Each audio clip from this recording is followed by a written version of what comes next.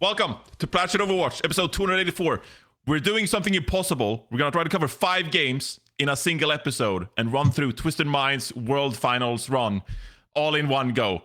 We got Raelyni here, joined by the reigning champions, FunnyAstro and Seicoe. How does it feel to be world champions, guys?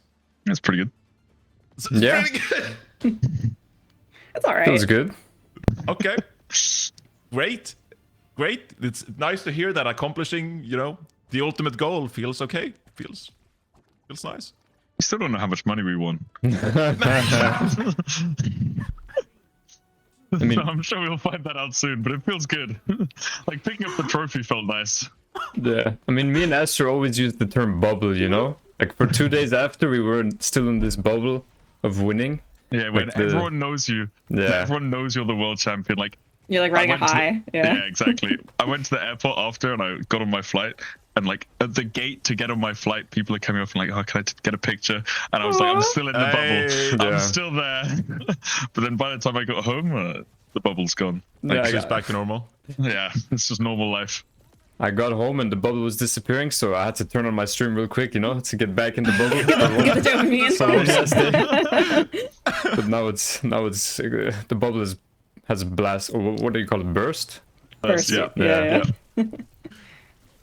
Yeah, I remember that. I won a tournament in China once, and we celebrated, and I got a huge platter of sushi. It was like 25 pieces of sushi or something. And then I woke up the next day, and I was just like, okay, next day, time to scrim. There's to only so business. many times you can rewatch it.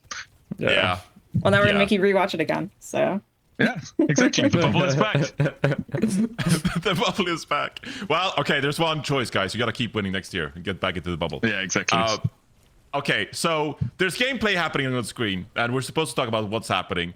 But because we have so much gameplay to cover, we just figured we started off because the viewers love gameplay. Easy as that.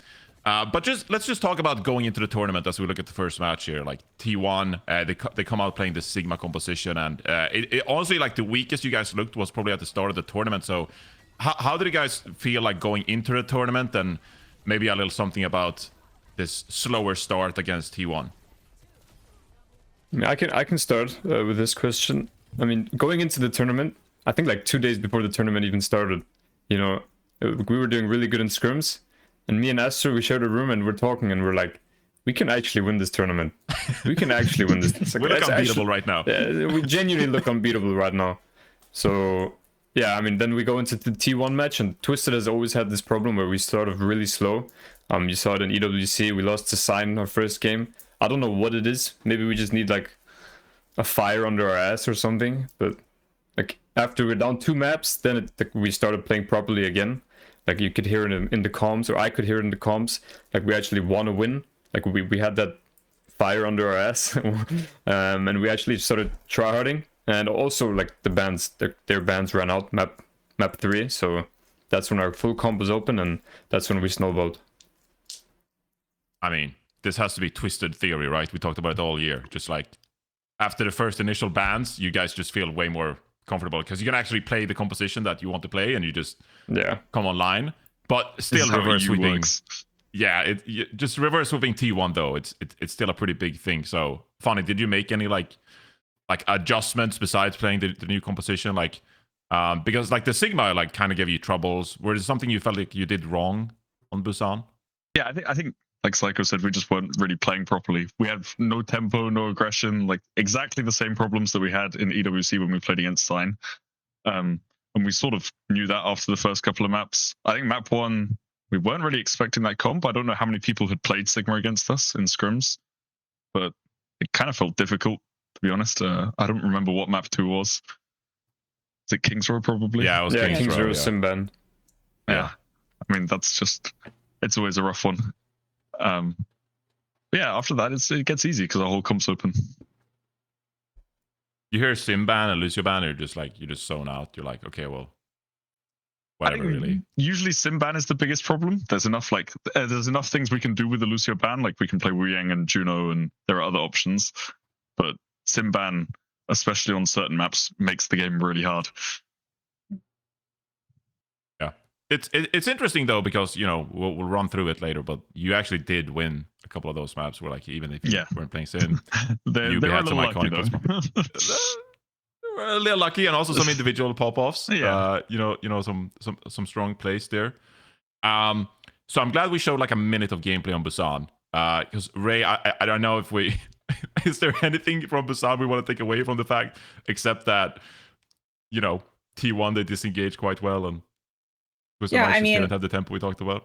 Yeah, I think they made a pretty good like assessment like of how it felt like as a viewer to like watch it. It felt almost like T1 would just do something and it would just work. Whereas like if you're watching like any of the other maps in the series, it's like the reaction to like, enemy does something. I felt like you guys were like so much more reactive, like with TP, or even when you were not playing Sim, like more reactive to like hit a rotation or respond with a kite or an ult or something like that. And in the T1 game, it just kind of felt like they kind of just had the momentum. But yeah, maybe it's just like it's a first game thing. I don't know. I remember in this first map thinking that their backline just played really well, to be honest. Yeah. We've played these Wuyang comps to counter Sim against Alcad, and like I think Vigi and Skewed both just played like really, really well. I think when you play these comps, there's so much room for error when you play Wuyang carry, because you can just get caught by one TP or get caught out by basically anything. And they felt uncatchable for this map. Did it feel also like, because they were playing Sim at like some points, did it feel like a different style of Sim, since like you kind of have like maybe like a Sim that you're versing usually, and then it's something like different player. Again, this is a comp we've not really played against or not really seen before, which is funny because they just didn't use it for the rest of the tournament. It was made just for you guys. Yeah, just for one map in this tournament, they decided to play this comp, and it was annoying to deal with, and they never used it again. Yeah, I mean, I just want to also mention, like, I said it a little already, but like the problem when you do really good in scrims, this was our problem in EWC as well. You like the first official you go into, you think you just win automatically, like in scrims, because you do good in scrims. Like you feel like, oh, we'll just win because we're better players. Like they will, and like the enemy will just die, So you don't really put in full energy, full like max everything, because you think you'll just win by default because you're doing so good in scrims. So yeah, maybe it was just a bit of a wake-up call. But also, I mean, like Astro said, they played really good, and they also played a comp that we haven't played against. So it's just a bit mix of those things. Yeah, for sure. Is there anything that kind of... I mean, you guys are so experienced at this point, so probably not. But like a lot of people, when you talk about rookies, for example, it's like, oh, you gotta get used to like playing on LAN and stuff. And at this point, like we're not even in the arena. There's no crowd or fans, on stage or anything. But when you play these like Symmetra compositions, do you feel the difference from playing on Symmetra in scrims versus playing Symmetra in officials? Like, or is it just, are you guys just automatic at this point? Like it's just Sim is the so same OP on comps, match the day. same. Yeah. Okay. I think it's Sim is better like on really match day. broken. They will just get caught out by everything, and on match day, like everyone on your team is locked in and focusing on and listening. Like in scrims, maybe someone zones out and doesn't listen to the call to take a TP, and then they get caught out. But on match day, like everyone is listening. 5 people are taking the TP instantly the second it goes down. Like it just works better than other comps, I think. Yeah, like a TP high noon in your backline on match day, like on stage, or like a TP clock behind you. It's like so oppressive. It's so hard to do with.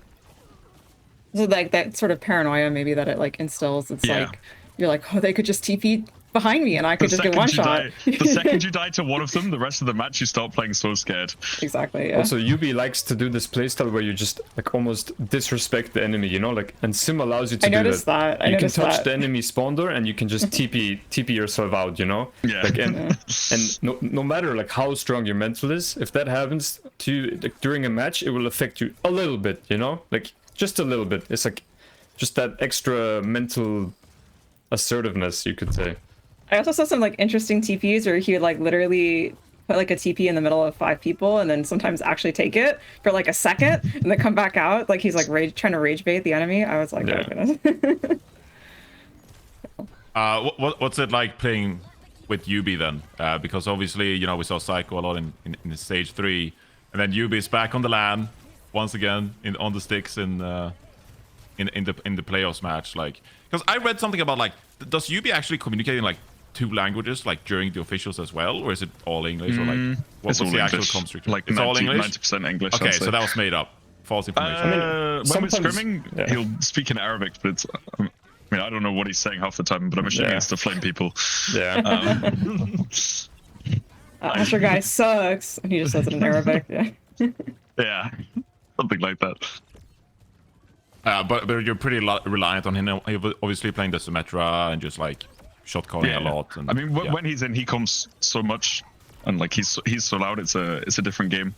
I think it took a while for me to get used to, because when he's in and when he's not in, I have to come like either quite a lot when we play with Seicoe, or a lot less when we play with Yubi, because he turns into the leader. But yeah, I mean, he's an insane in-game leader. He's probably the best I've ever played with. Yeah. wow. I mean, yeah. I mean, he's same role as me, but I said this like during the match. I think during the grand final, after we won King's Row, like we were able to talk to the assistant coach backstage. I remember during mid-map, I'm talking to Qadsiah. I'm telling him, bro, Yubi deserves gold status. Like, it's actually unbelievable what he's doing. He has the best mentality I've ever seen, and his passion is like next level. You know, like he has this. Like, he just motivates everyone. And he plays with so much passion, like it's contagious almost, you know, like it just brings up the morale in the team like, to a level I can't even explain. So, yeah, like he's not scared to face these teams, you know. He's always like, let's destroy them, you know. It's like, let's dominate them. Yeah. Can you talk more about that? And just like, do you think it's part of it is just like, you know, like you said, like motivating players and like really good comms? Or is it also like, obviously, because he plays a very important role in Symmetra, like strategically, just like, does he bring that when it comes to the smarts as well? Just like always the right TP to the high grounds, putting you guys in a position to succeed and like just orchestrating everything happening. You just talk more about like the level of impact UB has on the Symmetra. I think he's not necessarily like this 200 IQ genius who always makes the right play or the right TP, but when you shot call back confidently, and you have 5 people on the same page, it actually doesn't matter if what you do is right. If you just play confidently, I think it's always been the same in Overwatch. As long as you have 5 people on the same page and like you're all making plays and trying to win, as long as everyone knows what the game plan is, it's gonna work. But with that being said, UB is also extremely smart. Like this, like on a macro level, you know, like Lucy Kiri matchups or like even push, like just push game modes. He's super smart on like how to win the game. It's true. Yeah, I think we'll talk more about it as this episode goes on. As we head into King's Row, I'm trying to speed through this map, Ray. I'm trying. You're gonna have to hurry up. I'm gonna have to hurry up, indeed. I don't want to keep these guys forever. Well, 15 maps to go. Yeah, just 15 maps to go. An hour each. As we head into King's Row, I just want to talk a little bit more about the meta going into this tournament. So, I think, you know, Cest here like played a great venture the first couple of matches here. And I felt like in stage 3, we saw maybe a little bit less of the Symmetra, and we saw you guys obviously beat Qadsiah playing the Wu Yang composition. But then we came into this tournament. I was speaking to Seicoe just a few days going into the tournament, and Seicoe was just like, oh, I think Symmetra is like incredibly strong right now. So, how did you guys feel about, obviously there's no Symmetra available here, so that's kind of stupid. But like some teams opted for more this like venture approach and playing the Wu Yang, Kiri. But it seems like you guys just doubled down on the Symmetra going into the tournament. So like, did anything shift in scrims, or how did you guys think about these other non-Symmetra compositions going into the tournament? How do you guys think about the meta? We thought, or at least I believe, that there is a counter to the sim comps, and we were playing it against Alcad, but I just don't think any other team could do it to the level that we were doing it. Like, sim is obviously really, really good on some game modes and some maps especially, but it shouldn't be like 100% playtime hero. I think like there's a lot of ways to beat it, and teams just didn't necessarily find those comps or those playstyles fast enough. Yeah, I mean, I can also give you a little backstory here. Maybe because I was scrimming, right? Because we had Saudi E-League Championship, and I was playing against Qadsiah, and we obviously beat the sim there. So I had the scrims leading up to the tournament, and then after the tournament, like after Saudi League was done, UB started scrimming because we were convinced sim is actually like our best chance of winning the whole tournament. Yep. Okay. And then UB had like 2 days of scrims, and then one of those days, like it didn't go good at all, and UB was like came up to me and Astro, and he's like, maybe sim is not that good anymore, you know, maybe Seicoe should play. But you know, I'm playing, you know, and I play like Tracer, Echo, and because Tracer just got nerfed, so I'm like, none of the flex DPS really feel that good. So in my head, Sim is untouched. Sim is really fucking good. Sorry, I can't say that maybe on your show. Yeah, you can. You can Okay. curse indeed. Just not the first 5 minutes, but now it's fine. Okay. But yes, like Sim, in my opinion, is really good. So, like, even though I'm sacrificing my own playtime, like, I knew it's our best chance of winning. And that's really all I care about, you know, like, I just want to win regardless of if I play or not. And, I mean, obviously, Astro thinks the same. So me and Astro actually convinced Yubi to keep playing, even though he didn't want to. Or he thought our best chance of winning was me playing. But yeah. I also think it was like, Sim isn't that broken, but all these Korean teams, they didn't watch our games against Alcad, is what it felt like. Like we played all of these counter comps, and they barely stole them. Like a few teams tried the same sort of style, but not with all the same heroes and not the same bans. And I feel like they were so many steps behind where Sim was going to be good for us to win, because they just seemed super unprepared. Yeah, to be honest, the only team that did it right was T1. Like, yeah, they're the only team that actually played the Sim counter heroes, and it was our only game that was close. Yeah, I thought we did the episode like I think talking about with Spylo and Avril about talking about the meta, and I was pretty sure that with the Tracer getting nerfs and Diva getting some buffs and Ram getting some buffs, I think Ram got buffs that patch as well. I was like, I'm pretty sure that these sim comps are going to be insane. Because we did play the Saudi League Championship on the same patch, and we beat the sim comps.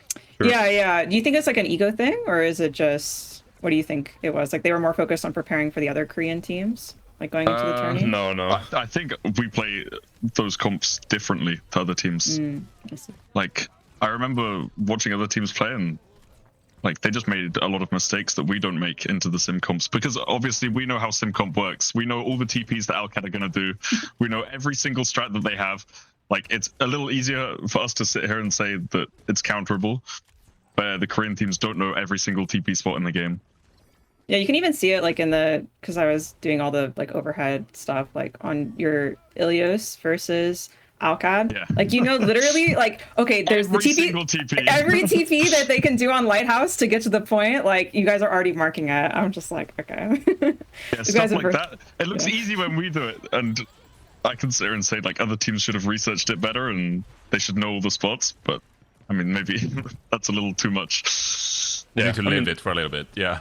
It's still extremely hard, you know. Like, I mean, you saw it, right? We couldn't even make it work in Stockholm. So yeah, but like we know all the bands, we know all their plays. Yeah, so we just figured Qadsiah out for the most part until Stockholm.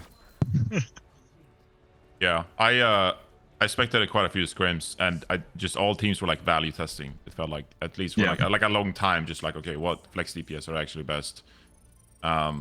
And there was a lot of flexibility between teams. But I feel like, I said this going through the tournament as well, like Symmetra is like, you need to be able to beat Symmetra, because otherwise like teams like you guys or like Qadsiah will just like lean on it throughout the tournament. It's just like, okay, well, until you beat the Symmetra, we won't respect you. It's kind of like what happened with Virtus Pro in stage 3. Exactly. It's just like, okay, we'll just play Symmetra. If you can't beat the Symmetra, we'll just keep playing it. But if you know how to beat it, then we'll actually like take an honest mirror or whatever you want to call it. Exactly.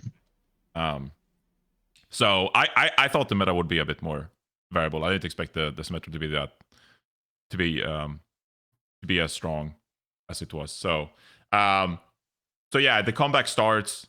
Shambali Monastery. I guess we can start talking about a few like Symmetra things here.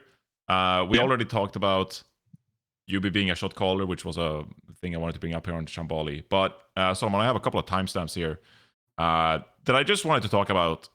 Just like what you're looking for when you're playing this Symmetra composition. Obviously, like, can we skip to the next timestamps actually? Because this is the start of the map. So the second timestamp on the second point here. So I'm just curious, like, what you guys are looking for, because I think this is a fun little fight to look at where you have no positioning on attack here. And so you TP like left side to like try to like neutralize the high ground somewhat, and you can just go ahead and play it out here. So I actually think you're going to disengage here. you fall all the way back, and then you actually go for the TP play again here, going back to the high ground, and then you brawl it out, and TVNT is just a fucking monster on the D.Va.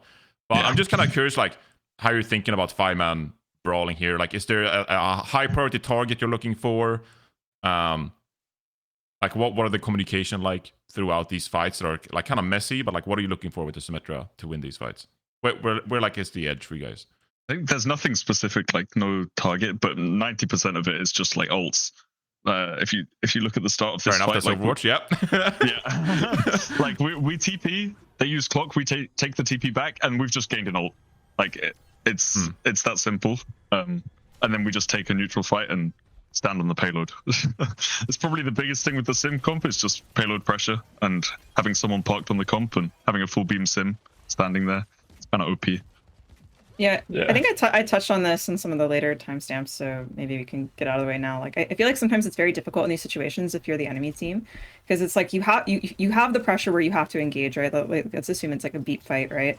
Like they have to get your beat out, but how do they do it if you have TP, right? And then you can just like sit on the cart and build sim beam, and they just feel so much pressure, they engage, and you guys just instantly TP away, and they're just like they're fucked now, right? Yeah. So I feel like that power from sim is like so crazy. And that's the just problem always with, cheat and ult. yeah, it's the problem with sim. You always want to go fast and try and push the sim comp aggressively, but it's just a skill check, you know. Like if you can TP away from it, then the team that goes fast gets screwed. Yeah, exactly. Also, all our ults we have, minus D.Va Bomb, are like fight winning, you know? Simmol, Kitsu, Beat, like they're all just fight winning, these ults, so... As long as you can cheat like an enemy TP with all of them. Yeah. Like a TP high noon. The TP bomb I saw coming out a couple times from you and the Hawkeye. finals, yeah, it was brutal. And yeah, like I think another thing like you talked about, just like the card pressure you guys have with this comp is like unreal. And were a couple times the Korean teams, they just like didn't know how to like properly contest the card, and you guys just ran away with it. Yeah, it was pretty impressive here. So, okay, let's just go to the next series really, because I don't have anything else to say about T1. We've been on this series for a little too long. Let's just zoom through a little bit here. So Ray, you're gonna try this out. Okay, so we're gonna try Production something new. value. Okay, so yeah, I'm sure the YouTube comments will let me know if this is like terrible or not. So Don't get into the YouTube comments, but They're always honest. So we were very graciously given access to the OPR, so that way we could actually look at the top down, because this is something that was requested.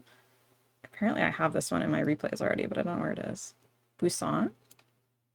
yeah, so we're gonna jump into the Falcon series. Fairly quick 3-0, I guess. What do you guys think about Falcons going into this map? Did you make any kind of preparation for them, or just do your thing? I thought they would be so much harder. In my head, this was going to be the hardest team to face. Wow, really? Yeah, I think they griefed.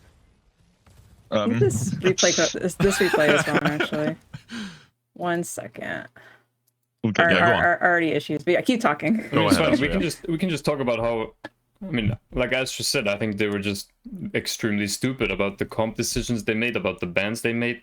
Like, it just made no sense at all, you know? Like, they went the worst possible comp they could go on Busan. I saw it in your notes, right? The Tracer, they went a D.Va Lucio Kirimir with Tracer instead of a Sim.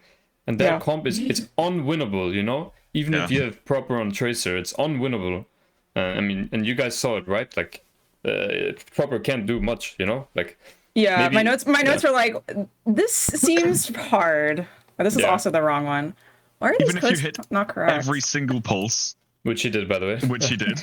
It is just unwinnable, because in a Lucio Kirimir, Sim is always broken, because you can disengage support ults, you can flip support ults, you have more point pressure. And we have a rule that, like, we would never play Lucio Kirimir against Alcad if they have Sim and we don't, because it's just impossible on every single map. In that sort of matchup, you can't win. But they decided to play that. So, again, I think that's another case of them not watching any of the games across EMEA and not realizing that this was just an impossible matchup. By the way, they also scrimmed that map against us, exact same matchup with Tracer, and Proper went like double negative, you know? First time ever I've seen Proper go double negative in that, and even on Tracer, you know? And they decided that was the best thing they could do. But I have a feeling that, because we gave them first ban, right? Even though we got, like, we chose second ban, and I think that caught them off guard. I remember I went to go to the arena with Sparkle to do the bans, and I remember when I said we take second ban, I remember Sparkle said like, "Oh, Shibal," and then he took like he took 90 seconds, like the entire time, to decide what to ban, and then he banned Mercy or something. Yeah, I mean, Mercy ban map one is just like a horrendous decision. We have a full team comp of heroes you can ban. You know, you have the Lucio ban, Kiri ban, Diva ban, Sim ban, Right, take whatever you want. And they just do something that makes no sense. We made it. We made it. Yeah. I guess we already kind of like feeding or hitting 2 yeah. You can just watch it. It looks so difficult. I wonder if it's just also because this was a question I also had for you guys is like, did you feel like the Tracer nerfs really made like a big impact on Tracer's ability to like impact the game in this way? Because in the past, and even in the like this tournament, you guys also played Tracer. Do you think it's just more like the draft as a whole is an issue, or is it like something specific to the Tracer nerfs that were problematic? It's just their comp, like the whole concept of their comp can't work. Because they're playing Lucio, Kiri, Diva, Sword, which is like a 4-man group, right? It's going to be awkward for them to split. And they have no super strong off-angling support. And we have the same sort of core comp where we want to be 5-man stacked. So we're just going to be running these 5-man stacks into each other, and our stack is stronger because we have a sim. Yeah. If they play something more spammy, like Freya or Wu Yang, then you can hit shots with Freya and Wu Yang, and then Tracer can go in and finish people off. And then there's an idea. Yeah, but she can also have Tracer like the orb and stuff to like help her with her engages and stuff like that. Like obviously the Tracer nerf helps, but even if Tracer had like 7 damage per bullet, like they could not win this matchup. It's the worst possible comp they can go. Do you think there's any other option than Symmetra here? Like, is there? Yeah. Or is it just like if you're a 5-man stacking, there's like 5-man stacking? Wow, yeah, you could ban. If they want to play this, they can play Freya Wu Yang or something along those lines, where you have like a heavy spam and you can get targets low, and then Tracer can finish them off. And then there's some theory behind it. There's legs to the comp, but yeah, just need to pick a direction. You either play Tracer with spam or you play full brawl. Yeah. Yeah, I think here would also be like, I had previously put this in my notes, but there are also like a billion examples of you guys doing this. Like, this is a really good example of like, I guess maybe a lack of familiarity with like SimComp, right? And like how it functions. Cause like, this is such a, like against a normal team comp, this Qadsiah can work. Like if you use like a mobility cooldown or something. But you know, if you have a teleporter, this is like almost never going to work. It's just impossible. Yeah. I mean, to be honest, they have the right idea, I think, but they just went too early. Like when we play against SimComps, like right there. Yeah, we always want to go before the TP as well, you know, but they just went way too early. Yeah, this is also something I had written in my notes as well. Like there were a lot of times actually where you guys did, I would say, like similar style engages where you guys would ult before the teleporter, and what like makes that work for you guys versus like what they did here, aside from the fact that it was like right next to your spawn door? You need to know all the exact spots, like the exact tiles that people can TP from. And then, is that really like, it? Oh my gosh. You need to know when they're walking towards those spots. Like you see the first time when they go with their kids to engage, like we're just not quite there. Like it's just a little bit too early. Yeah, you guys are like next to this car thing.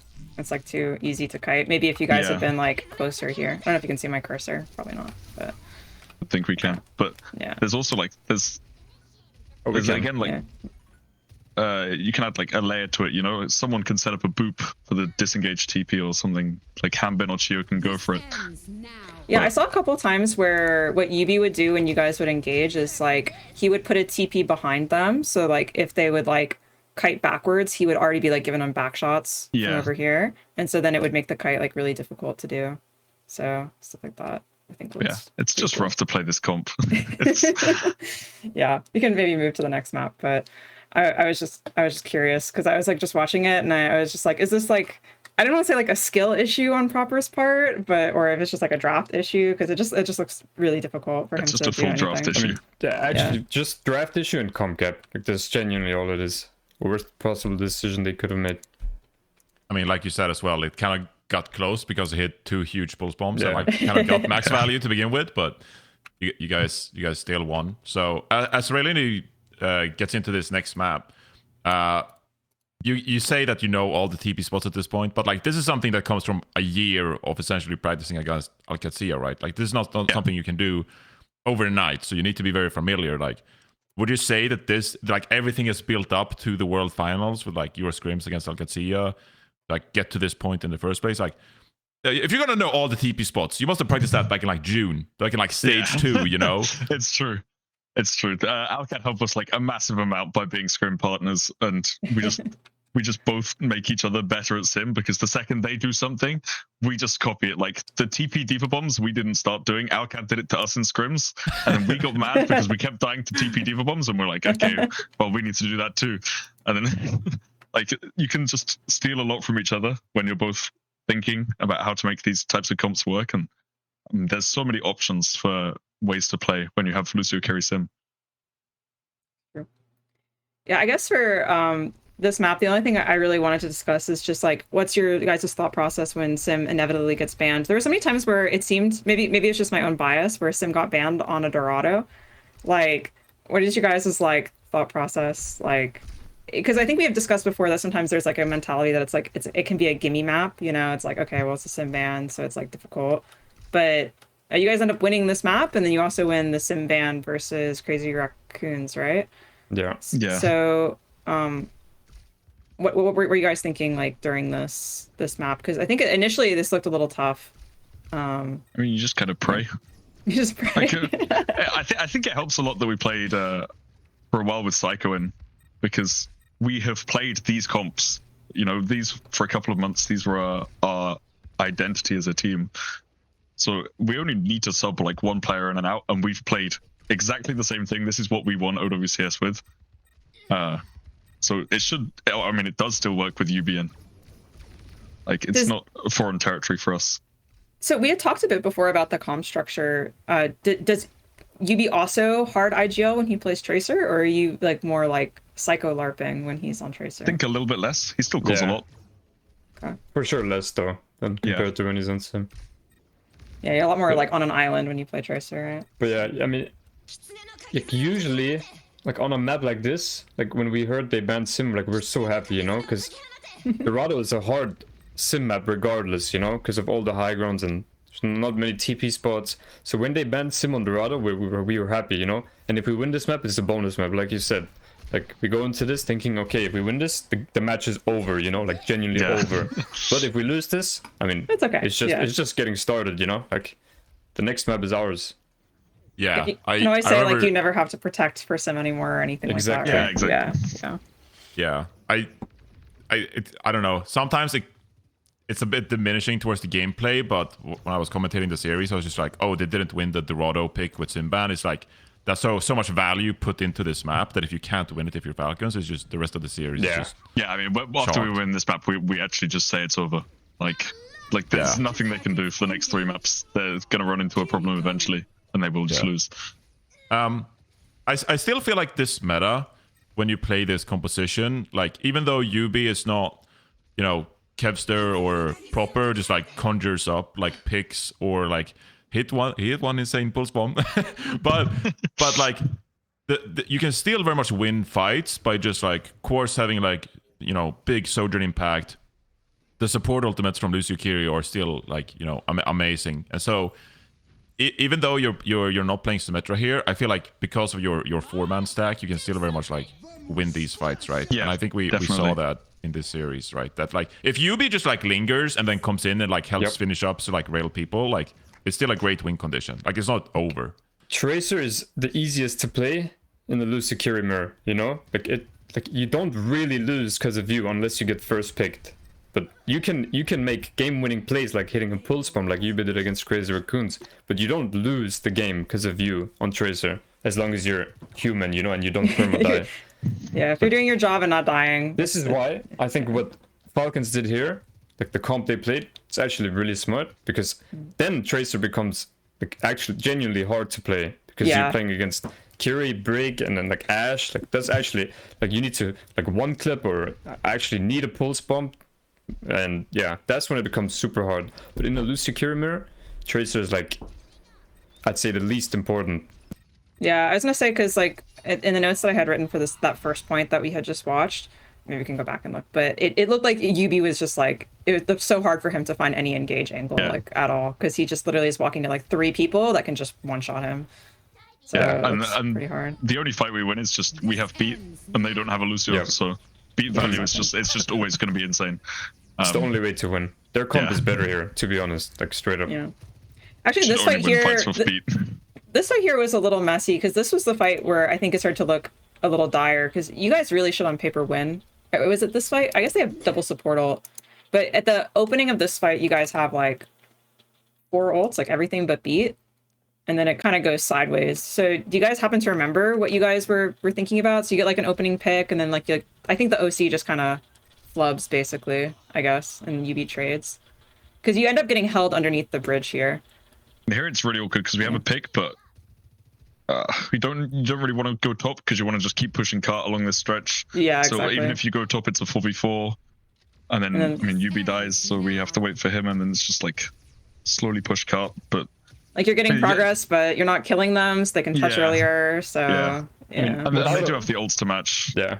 Without a pulse bomb or an overclock kill, the only way to win this point is with beat. Like you have to push the point to where it is now, and then hope for like a beat push, you know, where they don't have supportals. Yep. yeah, maybe a little bit of a optimistic Qadsiah to try and clutch out, and they just like match, and then I think Yeah. from there it's like really From difficult. here, it's probably just going to be impossible. I Exactly. don't remember it that well, but I can't. Can I see how much I have on beat? I'm 50 on beat.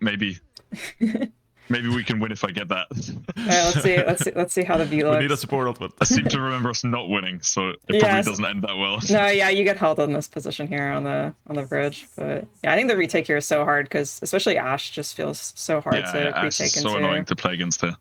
And UV has to go around the world basically to get access to the backline. So like I literally think all the in this situation, and we go Zarya. I think in this situation, probably at this point already, we're calling to just farm beat and pray we can win off that. wow. yeah.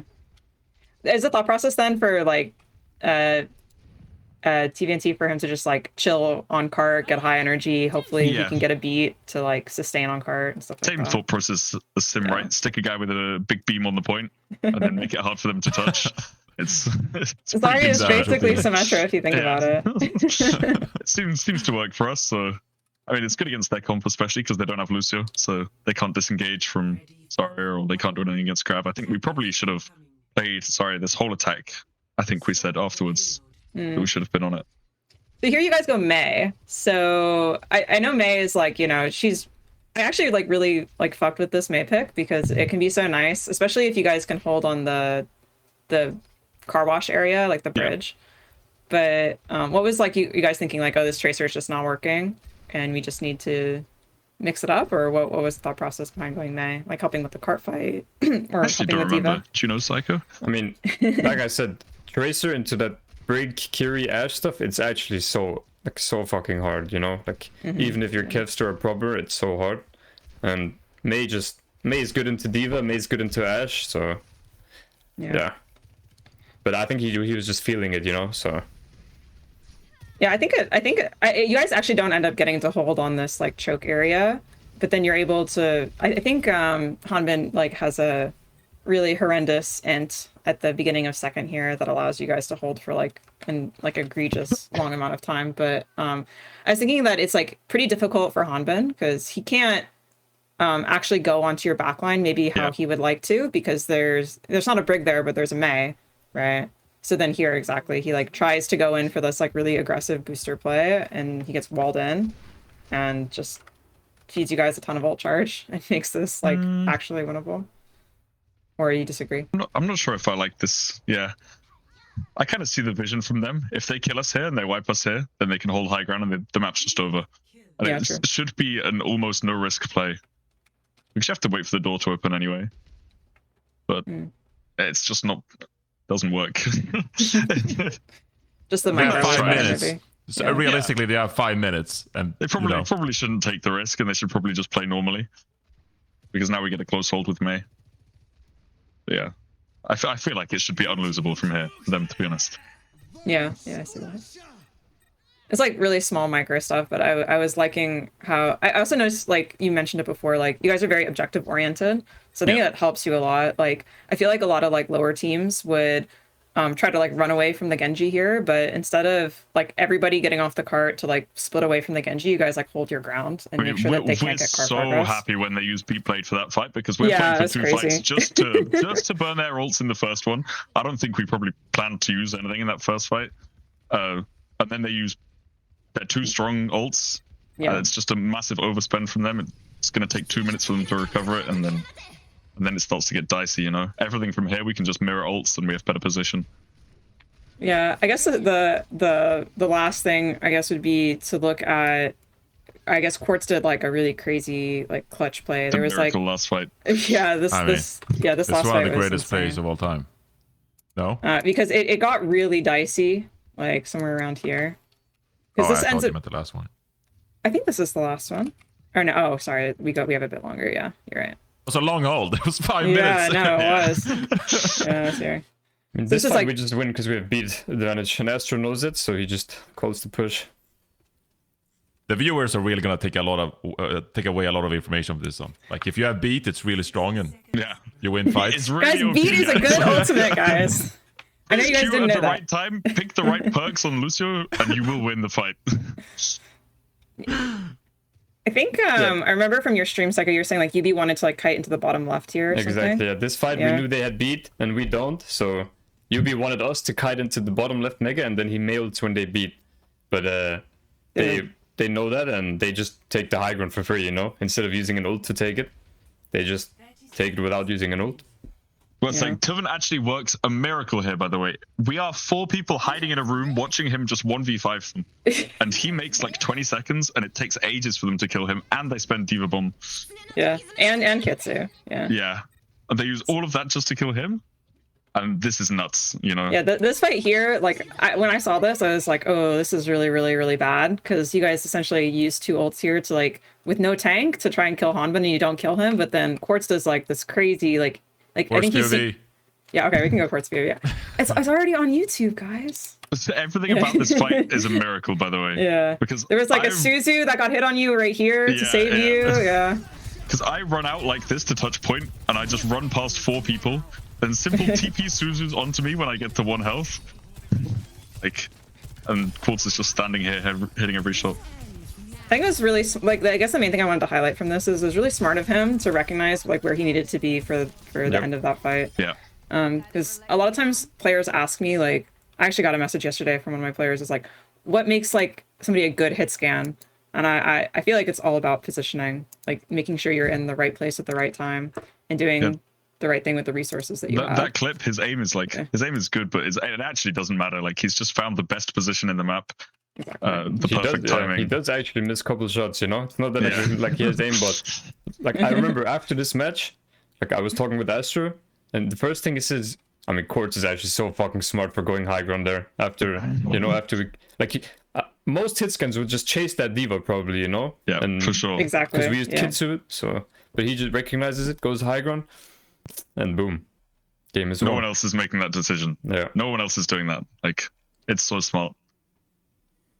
Yeah, Yeah, I feel so like on King's Row though, like he was just feeling it. Like he hit some Against Alka? insane.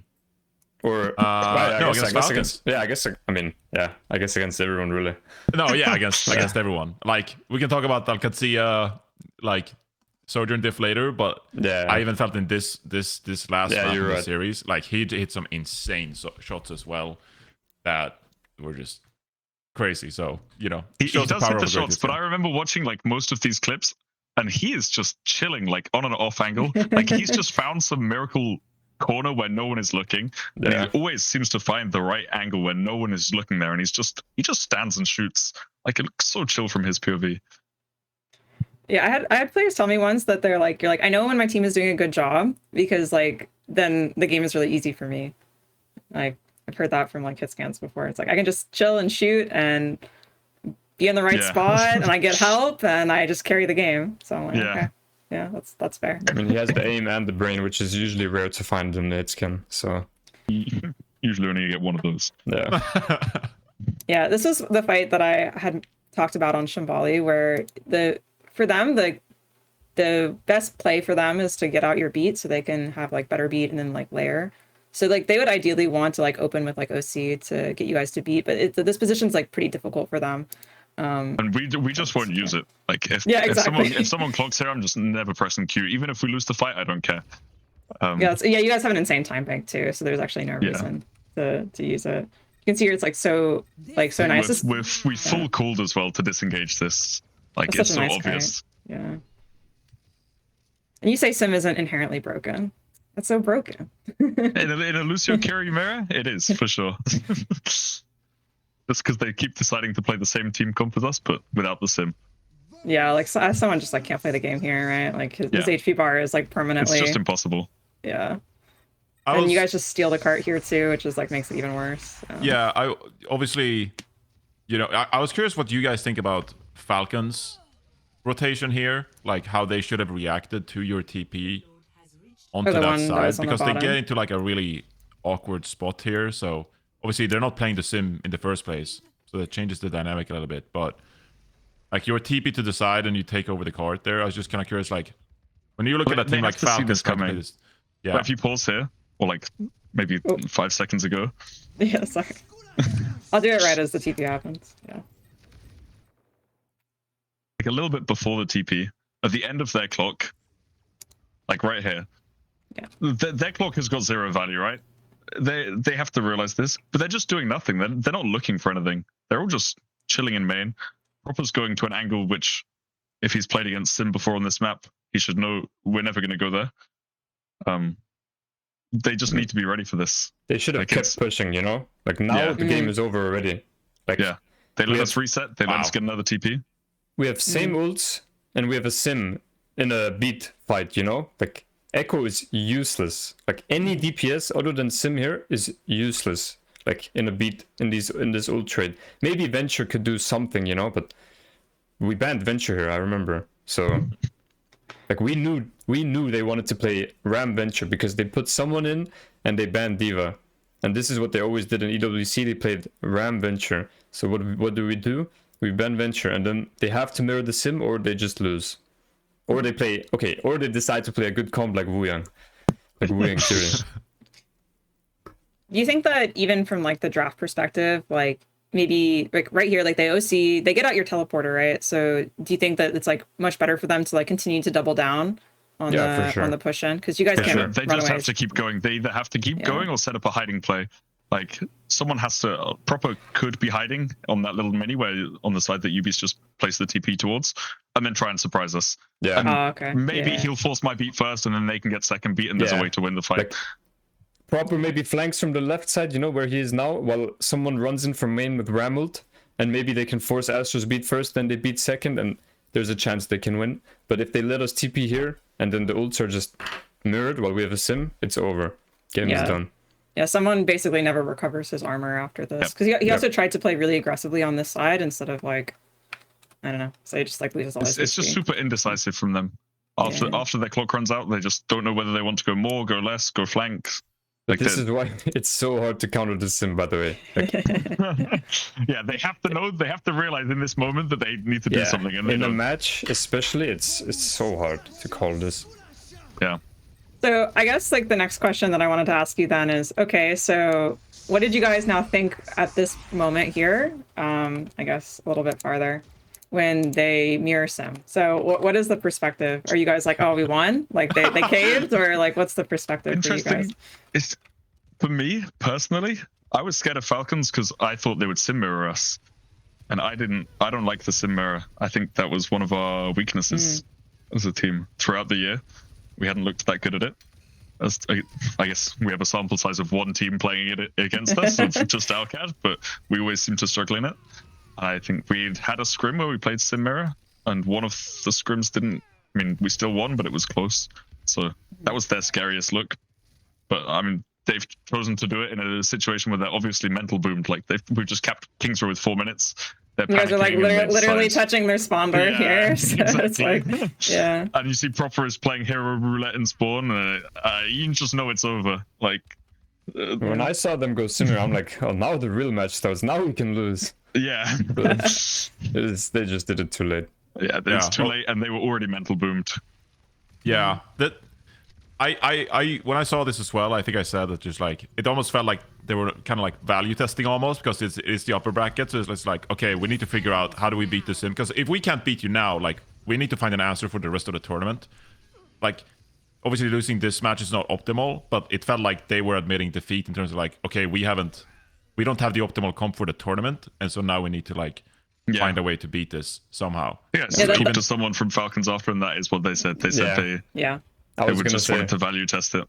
I was talking to Proper at the after party, and I'm like, or not, it wasn't an official after party, but we like everyone went to the same bar. So I'm asking like, what the fuck were you guys doing? You know, like what are these comps? And he's like, oh yeah, just like value testing. And if they would have met us again, they would have played like Zarya, Venture, Wuyang stuff. But I'm like, should have done it the first time, eh? Do you really want to value test when you know you're gonna meet Crazy Raccoons after? Because Crazy Raccoons just lost before this. Like, right? I think they did. Yeah, they did. Before our match, Crazy Raccoons just lost to Qadsiah, so they knew if they would lose this match, they would face Raccoons in the lower bracket. So I'm like, do you really want to risk that? Well, yeah, they're side set on winning, maybe. I don't know.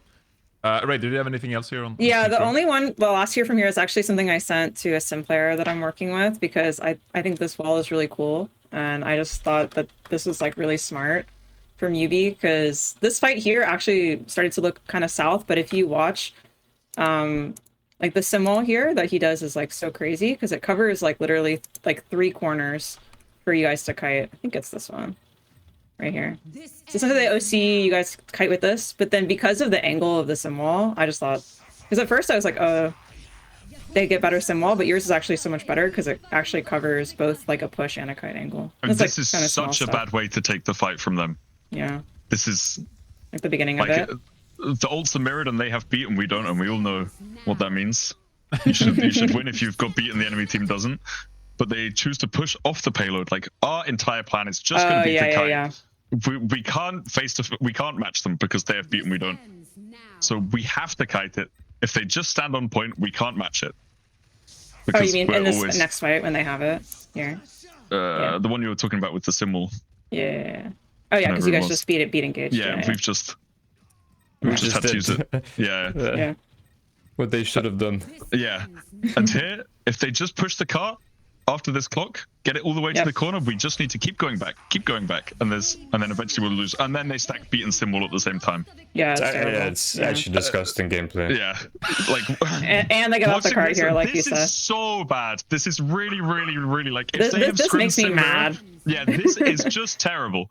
Like this is the stuff that makes me angry in scrims, is like you're like ulting off cart like this, you're like layering a bunch of ults, not making cart progress. Symbol and beat and you're not standing on the point. Yeah, exactly.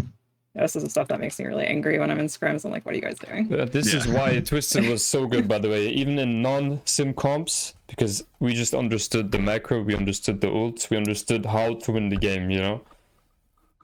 And obviously all of our players... And then Quartz hits every shot. Yeah, obviously all of our players are also really good, like skill-wise. Yeah. All right, you want to talk about the Crazy Raccoons game, and then we can finish up with the Qadsiah back-to-back, I guess? Hell yeah, we're doing okay on time. Good job. Good job, Ray. We're keeping the pace here. I guess before we even get into this one, and you can start showing the timestamp, Solomon. It's just like, did you guys root for anyone between Falcons, Crazy Raccoon? Like, did you have a... I would have rather played against Crazy Raccoons, because I was still scared of the Falcons Symmetra. Because Crazy Raccoons can't play Symmetra. It's not an option for them, but Falcons had tried it in scrims, and I was... Like we said, like the second they get one value test in a match, they can figure stuff out from there. Yeah, it's always a little scary. I do think, as we start showing some gameplay here, I think it's interesting. Like Crazy Raccoon, they obviously Team Falcons have been more of the team synergy kind of team between them. Like obviously like Mauga, Juno, Brig last year, and Crazy Raccoon has always, relied like heavily on like individual skill, and they have amazing players in that regard. But it feels like them going into the tournament. We saw this at mid-season championship as well. It's just like they have a different style from anyone else. So is that kind of like what you're talking about? It's just like you're comfortable against what Crazy Raccoon usually bring. Yeah, Crazy Raccoon stuff is not scary. Kind of because of how the patch went. Their best chance of beating Sim is probably playing some sort of dive comp with Ball or Doom, where Junkbuck is on this like super mechanically skilled hero that we usually don't have to play against in EU. And that's when it gets a little bit scary against these guys. But Ball got nerfed, Cast, Flash got buffed, so it was like everything is working well for us here. Like none of the Crazy Raccoon's comps should work anymore. Yeah, I think this like round, or pretty much from the rest of the tournament, like TVNT for me, which is like Yeah, I was just thinking the same. Yeah. like actual god. The way he's pressuring the back line and playing the perfect position, and I think UB as well like really helped him with some great TPs as well. Yep. But like controlling this high ground, this guy was insane. But once again, they have messed up their comp choice. These Korean teams, it felt like they always messed up something in the comp or in the draft, where they're playing Ana Ashe when Wu Yang Freya is open. And I think there's no reason not to be playing Wu Yang Freya in this matchup. Ana, we're playing Diva Kiri. Like, we have a lot of answers to nade and sleep. He just shouldn't be on that hero. Yeah, it's true. I mean, it is true after all, but we also just have Tivin, who's marking him like a fish, you know? Like, if you watch Tivin's PV this entire map, like, their backline cannot play the game. Yeah, you know, it's impossible. Yeah. Yeah, It's too good. It was actually just like the takeaway from commentating this match. It's actually just like, okay, well, their backline did nothing. And like, he sang Junbin, had some moments, I think. Maybe, like, what's it like playing Juno against a composition like this, Astro? That's like, rough. obviously, yeah. It's a little bit rough, but it is what it is. You know, I just have to sit at the back, press E at the right time, and then heal everyone. Astro, talk about, you said you couldn't play this without Simple. Yeah, This is what you told me. This is true. There is not a single other flex support in the world that would keep me alive in some of these situations, I swear. Like, in these comps, his life is so hard. Like, he has to hit the perfect Suzu, he has to pocket UB, he has to pocket me taking damage from Bull Tracer, and somehow just none of us die. And I mean, he's so good. Like If he pockets Astro here for like 5 seconds and then UB dies, he will just get flamed as well, you know? But, yeah. But for some reason, it didn't feel that hard. It felt like reasonably easy to survive against Bull Tracer, especially in the second round. Once I have triple jump, it's okay. Yeah, I want it's to more ask, manageable. Aside from like Juno in this particular match, like how do you feel like Juno is doing like right now? Because I've seen a lot of people say she feels really strong, especially with the new buff that she received. I haven't played since the headshot thing, but I think she kind of just sucks because she's not Lucio. That's fair. Yeah. Fair. I don't honestly. It's not beat. Yeah, I was gonna say beat's pretty good. So OP. It's just such a broken ult with the perks. Like, you get a 15-meter full speed amp for the whole duration of your beat. It's kind of OP. It's impossible to disengage it. Where Beam is a little easier to kite. Maybe in a Lucio ban, than maybe Juno. Exactly.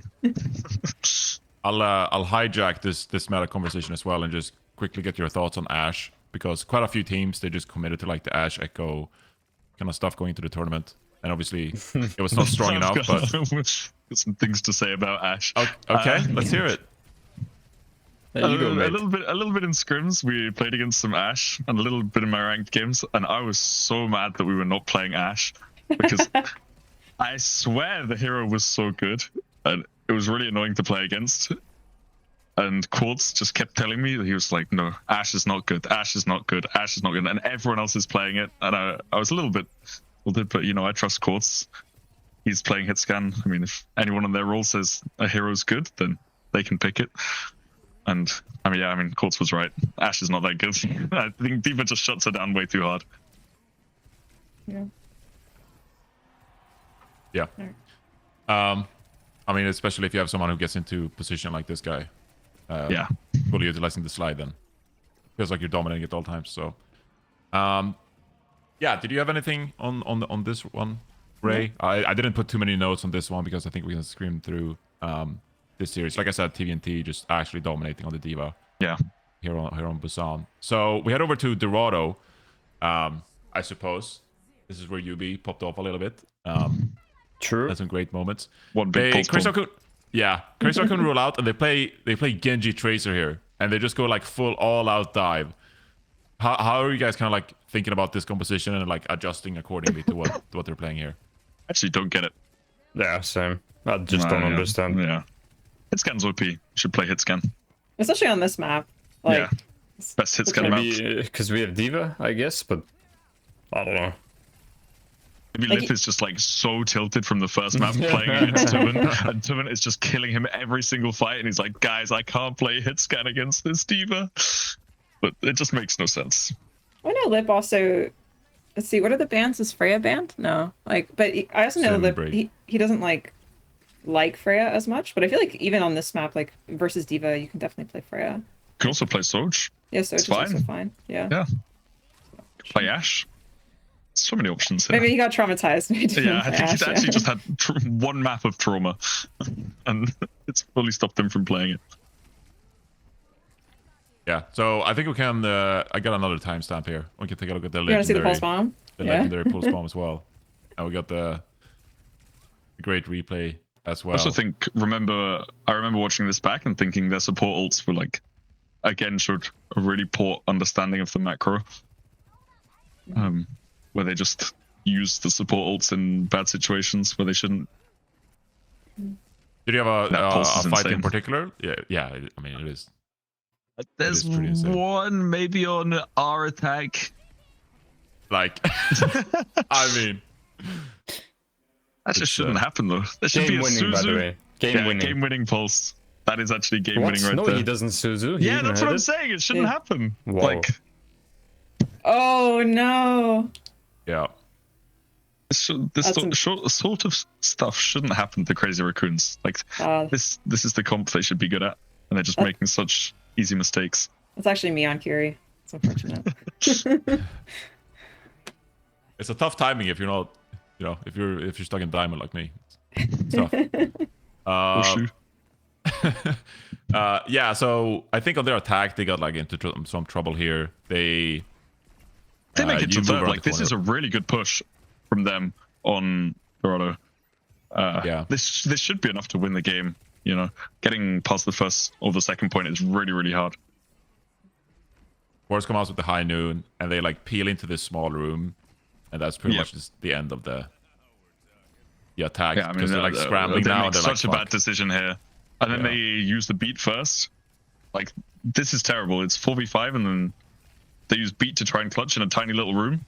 At 40 And seconds. Then 40 like, seconds, and then we get second beat, and it's a really delayed flight, and they will get staggered, and then the map's over.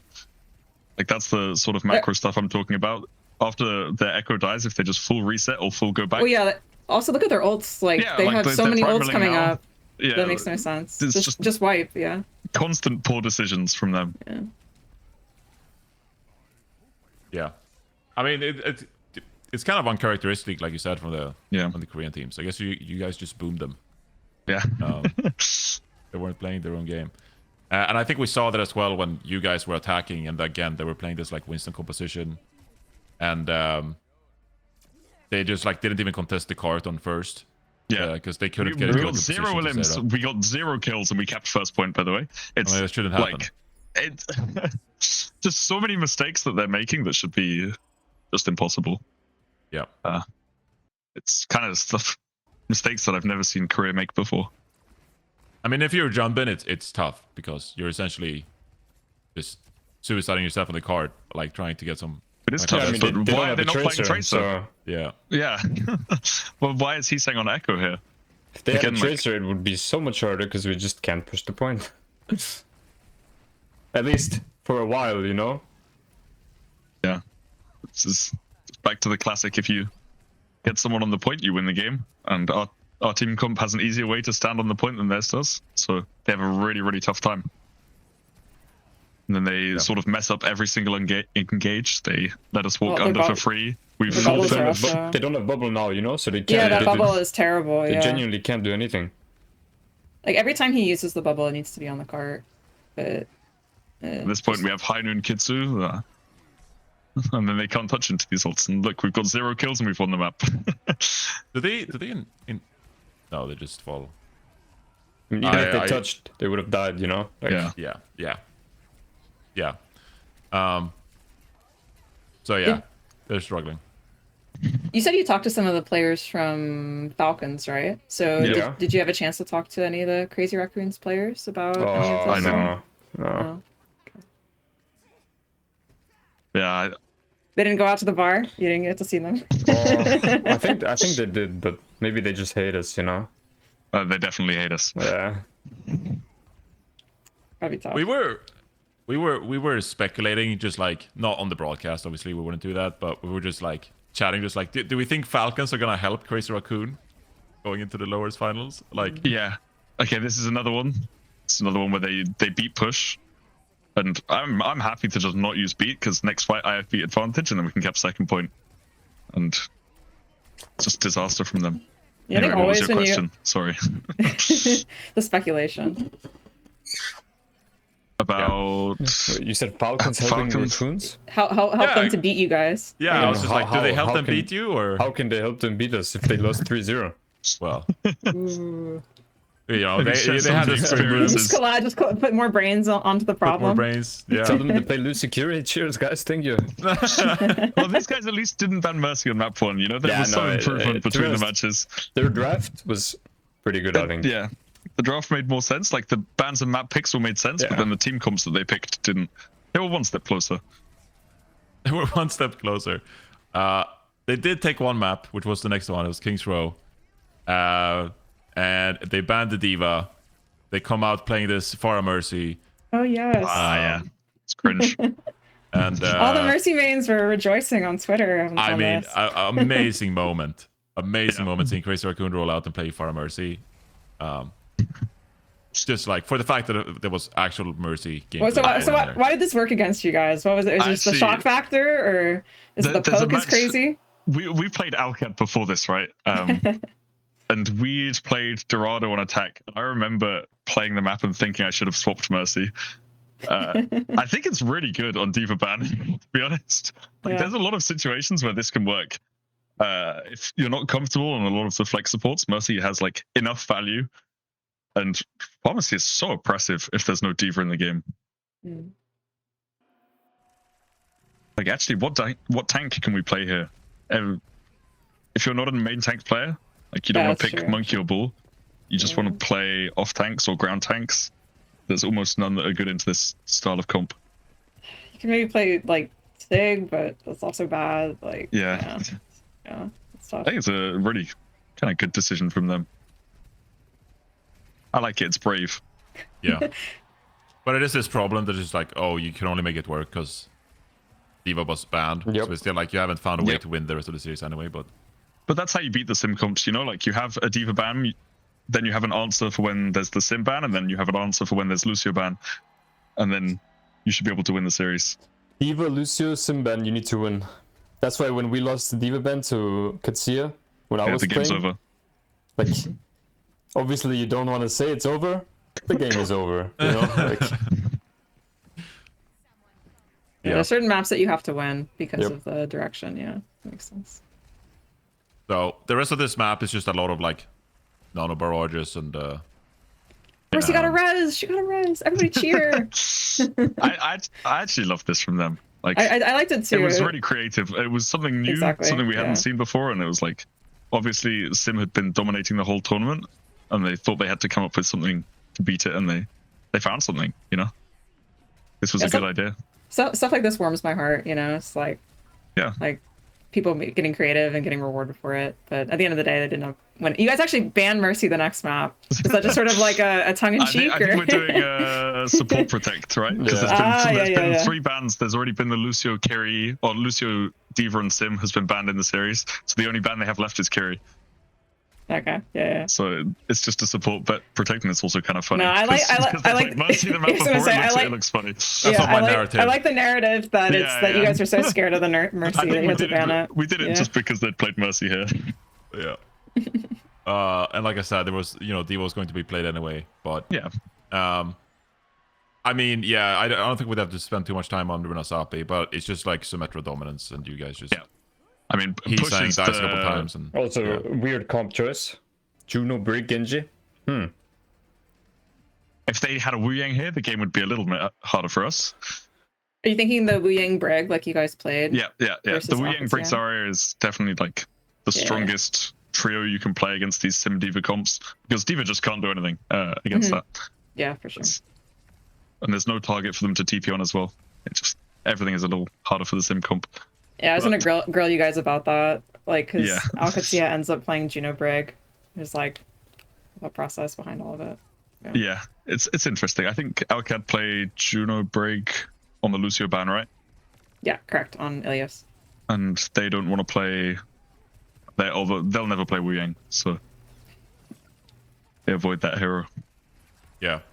The rest of this map is they win the first fight here, but then he's saying dice twice in a row. You start to get a lead, and they have a really tough time just like walking up with the star composition. You always feel like you have the high ground with the Symmetra TP. Throw in a Diva bomb TP play as well there. I remember looking at the stats for not just like pro play, but Overwatch as a whole. Sim and Lucio have insanely high win rates on push and flashpoint just because of the way the maps work. You can just take more fights and get the point quicker from spawn. So when these heroes are open, even if they get everything in the world, they can have a 130-meter lead. But as long as we have picked Sim and Lucio, like the odds of us winning are so high. Yeah. They have to play it perfect. Like even if they pick this counter comp with the Wu Yang Zarya break, it should still be really, really hard for them. There we go. Nice little TP bomb. Yeah, and you just build on this lead, and I think you get up to like 130 meters. That's true. Even we struggle, like let's say non-Stockholm, let's say it was scrims or South League. If we played like our full counter comp against Qadsiah and they had this comp open, we would struggle like super hard as well, on this map. Like it's Push usually, maps, we always said it was impossible. We said it was really, really hard to play Wu Yang Brig or any sort of counter sim because they just TP onto the point. Yep. And they use Kitsu and then they TP onto the point, use Pete, TP onto the point, use Symbol. Like, it's so hard to deal with. Yeah. All right. Let's get into the what was big it? one. Upper finals and then grand finals. I guess we'll go. upper finals and grand finals. So we can talk a little bit more casually again, just like while the gameplay plays out. Just talk about like band direction stuff. So I guess the notes that I had written here was, I guess we had already covered some of this, but we had discussed about how you guys had like solved, Qadsiah's sim comp, right? So I guess we had already discussed it briefly, but what was you guys' like mentality going into this game versus like going into the grand finals game? Like what changed for you guys? So we hadn't scrimmed with Seicoe ever since the Saudi E-League Championship ended. We felt like we had the counter to Alcad, but obviously we're prepping for an international tournament and we felt like Sim was the best option for us. So we weren't planning to meet Alcad, or at least we didn't. Even if we met them, we were like, it's fine. We'll just like figure it out when we get there because there's so many other opponents for us to worry about. So obviously we get to this point where we're against Alcad and we have a choice to make. Do we put Seicoe in with no scrim practice and just try and remember what we did last week in the other finals? Or do we put UB in and play with the guy we've been scrimming with? And I think we went with Seicoe because it had been working so well. And if it ain't broke, don't fix it kind of mentality. And I mean, Seicoe will tell you the same thing. The vibe just like felt off. We won this first map really easily because it's the Lucio ban. But everything from us was really, really messy. Was it like the comms felt messy Yeah. comms, and also this is the first time ever where we played against Qadsiah where we fucked up our bans, They went to King's Row after this map. They gave us the option to ban Sim, and we didn't ban Sim, Like, because we were overthinking it. But usually we would always ban Sim on King's Row if they give us the option to. So not only, like, did comms feel off because the team was used to playing with UB, but also we made poor ban choices for the first time ever. Yeah. So were you guys like second guessing then, I guess, the Sim ban at that point? Yeah, we overthought it quite heavily. Yeah. We were thinking like if we ban Sim on King's Row, then they'll play May, and May's still annoying to deal with on that map. And like we overthought it way too much, and we thought we wanted to save the Sim ban for the Wu Yang ban, and like I understand why we overthought it, but it was such a poor decision. Yeah. Was that something you made within like the duration, like the 60 or 90-second duration to like get the ban out, or was that something you had in mind like going into the series? When going into the series, we made like a sheet, and we said that when they ban Wien, we ban Sim, right? Because like we mentioned earlier, we can't win or lose secure mirror when they have Sim, and we don't have Sim. So we wanted to save it for that. But realistically, like King's Row is such a good Sim map that if they give us the option to, then just ban it, you know? Like, Yeah. And because we were already up 1-0. If we're up 2-0, then we're in a really good spot, you know? Like we Yeah. still I have, guess, we still have an maybe- escort to pick. yeah, maybe we can just go to that map then, since we're already talking about it.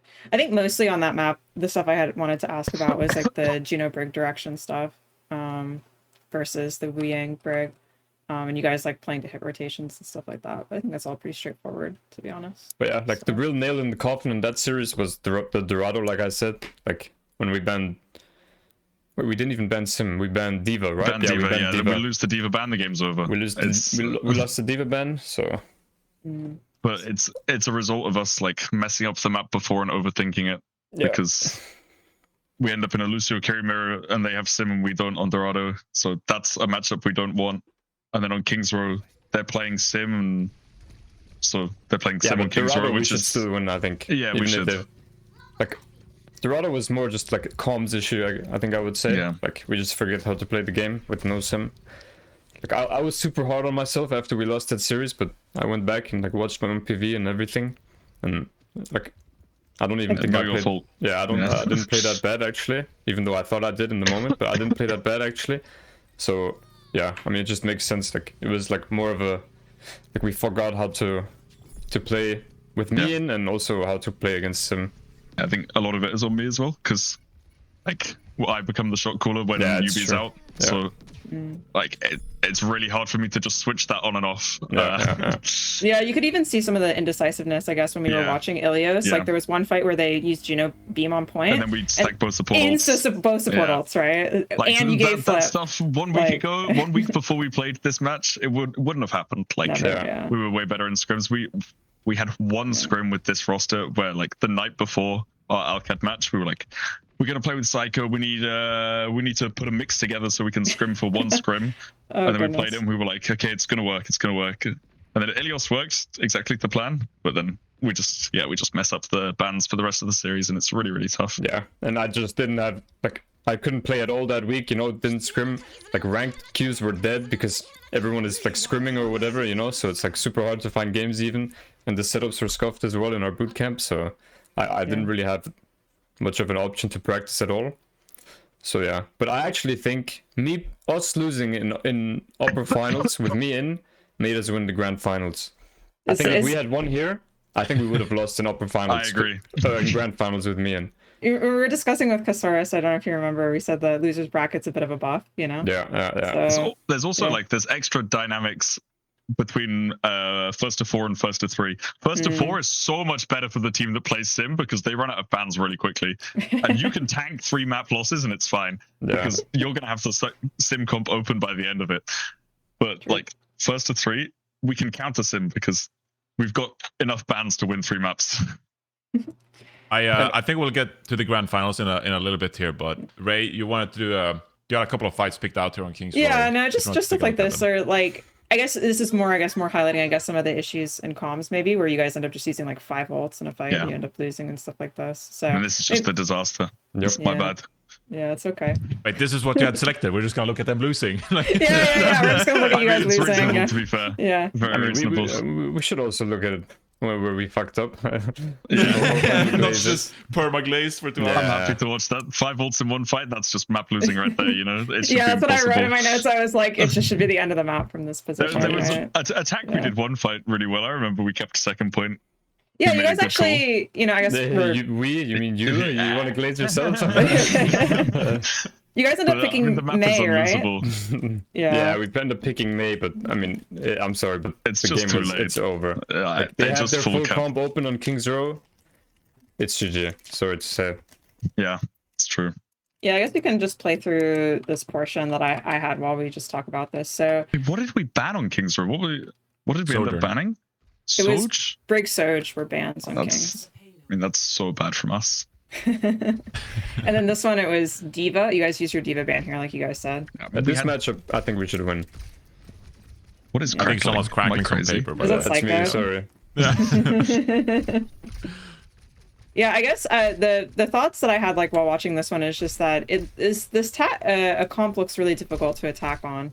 So especially once you get into this phase, because you guys end up having a lot of struggle with like, you know, anyone tries to take like a strong angle, they just like insta get TP'd on by checkmate. So It shouldn't always work like Okay. that, you know? okay, yeah. This With is surprising. bubbles and Suzu. No, but this is another disagreement I had. I said we should play Hazard here. Because Oh, yes, you I guys remember this. swapped to Hazard, yeah. Yeah, we should if have. they want to play Sim with no Freya, just go Hazard and win the game, you know? Because Sim can't play, he has to swap. And we used to do this before, you know? This is why in OWCS Grand Final Stage 3, they didn't play Sim at all, right? Because Hazard didn't get the nerf yet.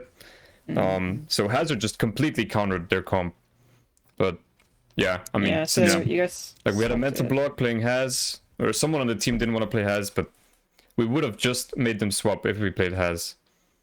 Yeah, Yeah. that's true. Another poor comp decision from us.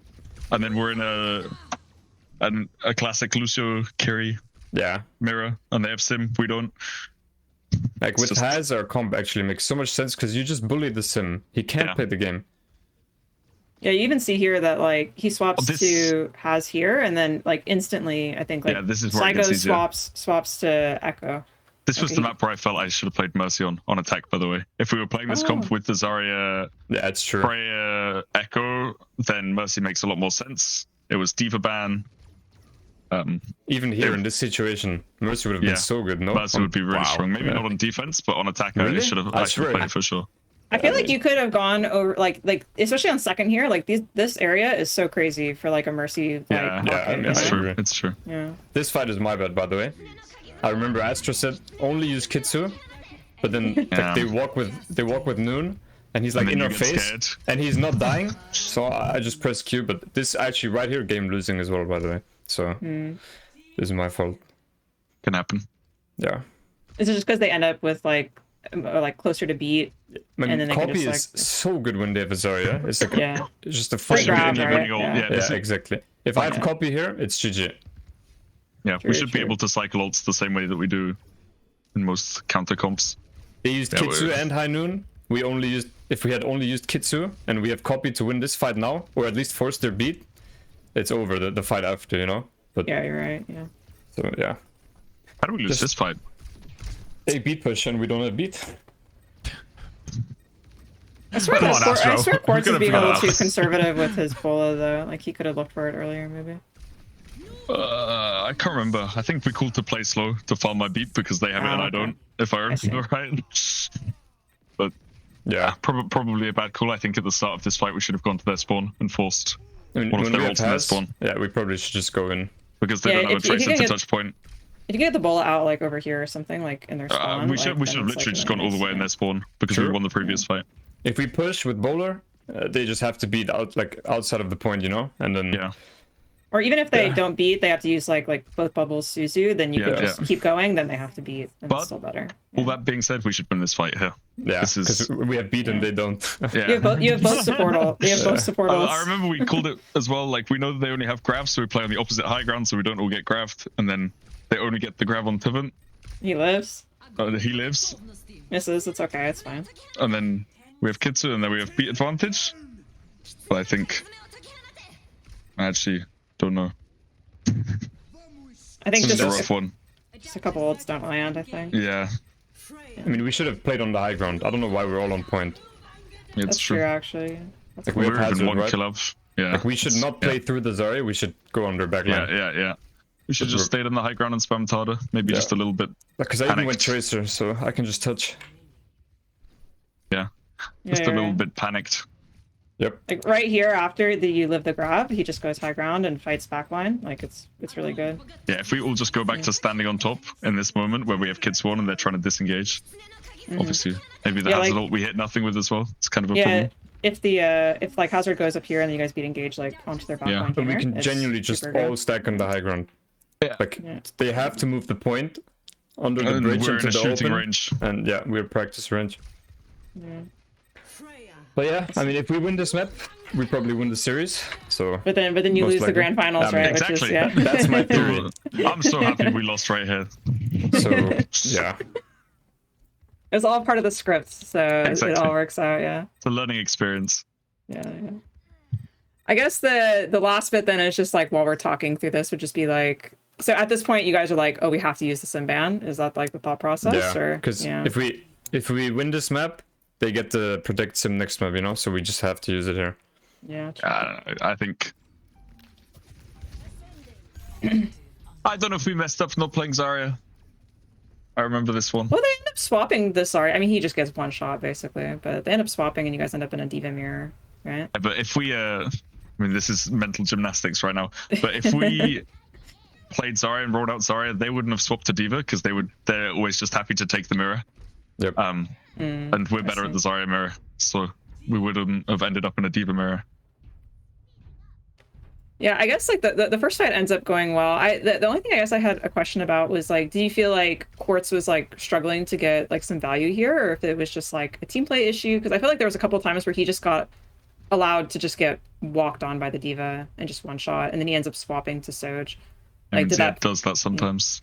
Yeah, I but think that's just it's just a Ziad thing. just team play issue, honestly. Yeah. Yeah. Like if you look at this fight, we're so split. Like Simple's fighting in one room. Like, We're where actually are we? Me and Quartz are playing in the back of train, then Simple has to TP back and he gets caught, and it's like, you can tell So that we have messy. no plan, you know? Yeah. Like you can tell that we're just like, shoot the payload, move the payload, and they're just like swinging players around the map as a group, whereas we're way more split and we're not swinging, we're not moving, and Yeah, of course we're even gonna if, die if we do that. yeah, like what you said before, it's like more important to make the plays together. Yeah. So then the play actually works. So Everything they're doing is so much more proactive than what we're doing. Yeah. yeah, makes sense. All right. So then we had the mix was for Seicoe, right? So then you guys are like, fuck it, let's put UV in.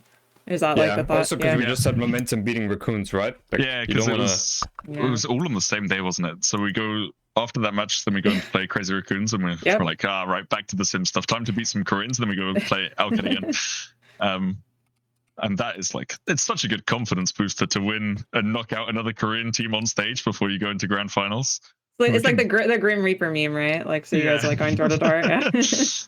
We didn't lose to a Korean team all year. Like we have insane confidence against them because they just make so many mistakes in the draft, in the team comp picks, in the gameplay against Sim. Like they don't understand how our comp works. So Yeah.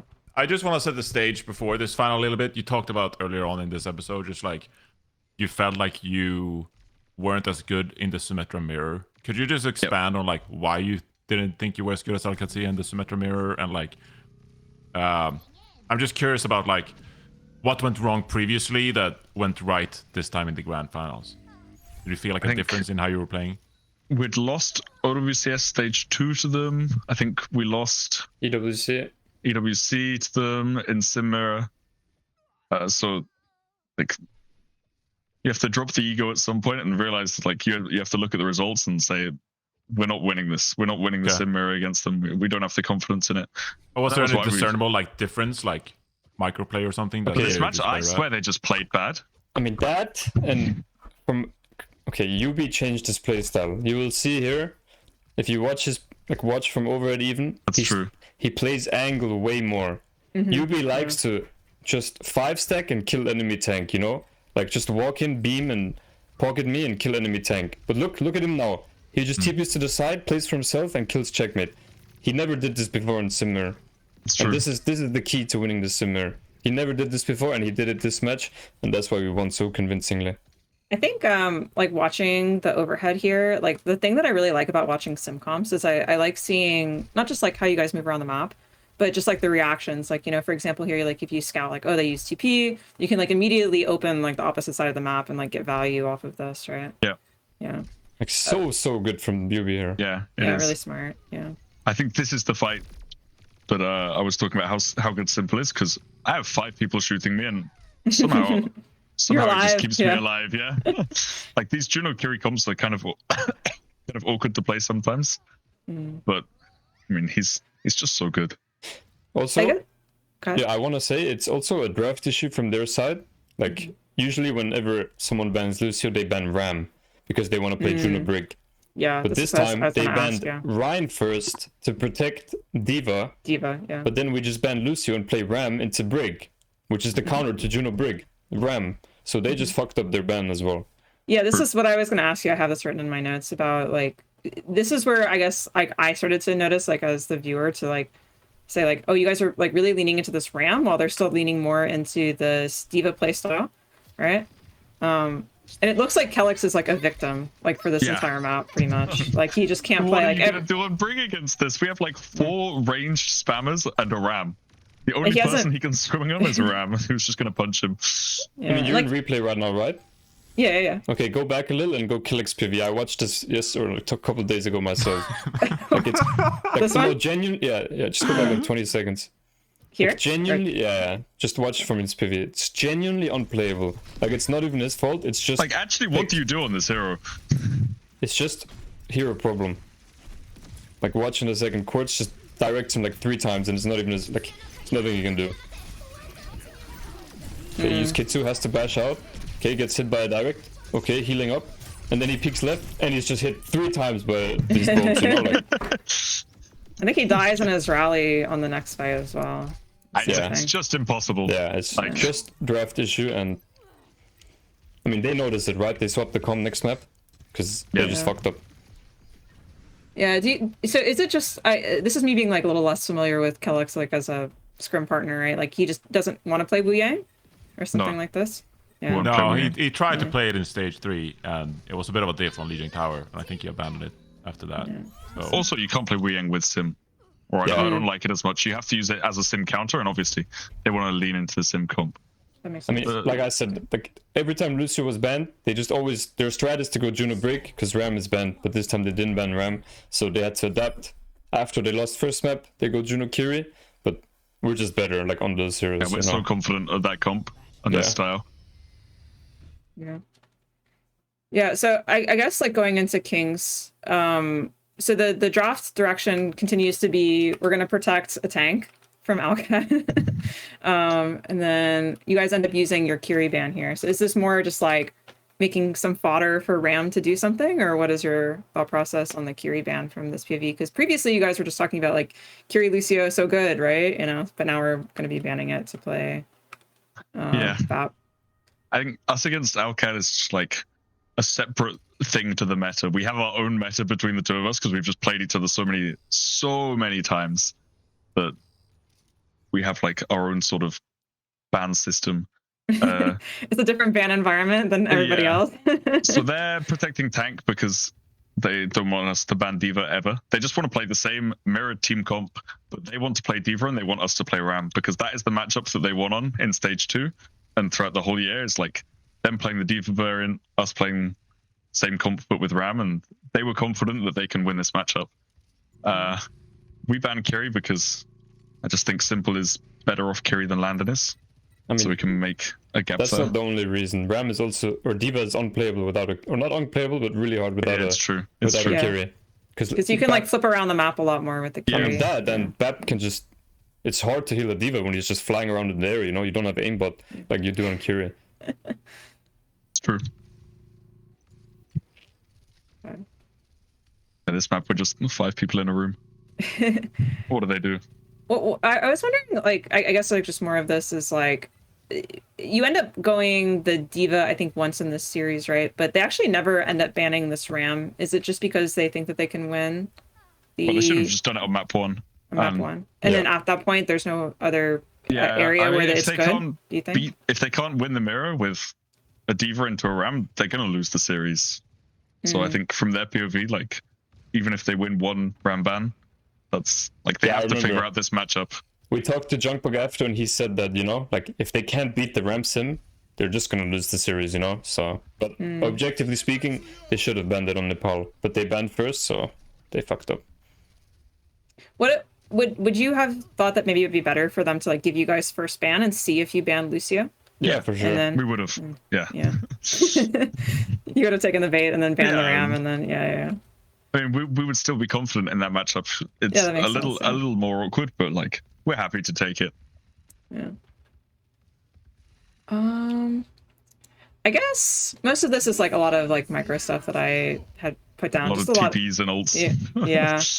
All that stuff is cool to see. I think there was only one fight here that I thought was really cool. Was there was a wall that UB did here that was like insane. I think it was this one, where you're like literally like 1 HP and he walls you inside of this room and it like saves your life or something. Wait, this wall. Is this? Yeah. Astro body blocked by the bomb. Yeah, right now. Yeah, right. Yeah. Right. Look at my POV. I'm the most stressed I've ever been in my life. I'm stuck in that little mini room, and there's a diva bomb right in your in. face, and then you get a diva shield, big sim shield. Spamming W and spacebar to try and get out of the room, and I actually just couldn't get out. Like I was stuck in there. I think it's here. Yeah, it's here. You can see him. I'm like, let me out! I slip out in the last minute behind the sim wall. It's so crazy. I remember I watched your POV yesterday with the cam on this exact moment, and you're just like moving around. Get me out. I was just locked in a room. I couldn't find a way out. What did you guys think about when they end up swapping Ram? So I think it's over here-ish. They end up switching to Ram on their attack. You guys like feel a lot more confident in this mirror than you would if they were on I think we should Diva? always win this. Yeah. It's just Tivent's just like way better. Mental defeat from them. But again, like when Seicoe said, when the Kiri's banned, it is a little hard to play Diva because you get less heals. I also noticed, like when I'm watching the overhead, that you guys have very different defense styles. I don't know if you guys also see this. You probably do in your own VODs, right? Or they tend to opt for a lot like closer defenses. They do a 4-1.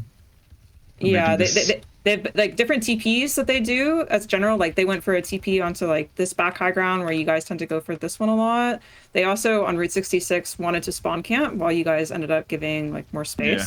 Do you have any like thoughts on like the methodology? Obviously you guys think your defense is better, right? Because you do it. I think it's pretty even. There's a lot of adjustments happening mid game that you don't really see. Like if you watch this first fight back, we do a TP onto the high ground, and then we drop from the high ground after. And just go to like beam Ziad. Yeah. Yeah, we try and put a lot of pressure on Ziad, and then they use their next TP to retake that high ground, and that's where we lose the fight. And then if you watch the, I'll let this play out so it can show it happening. You see, we all drop from the high ground, and then they realize we've dropped from the high ground. We don't have our TP up, so they can do a TP onto the high ground and catch us. And it's just this game of who can catch who with the TPs. And then if you watch the second fight, which we end up winning, I think, UB actually calls after this first fight. He says, if we do that play again, he tells me to stay on top.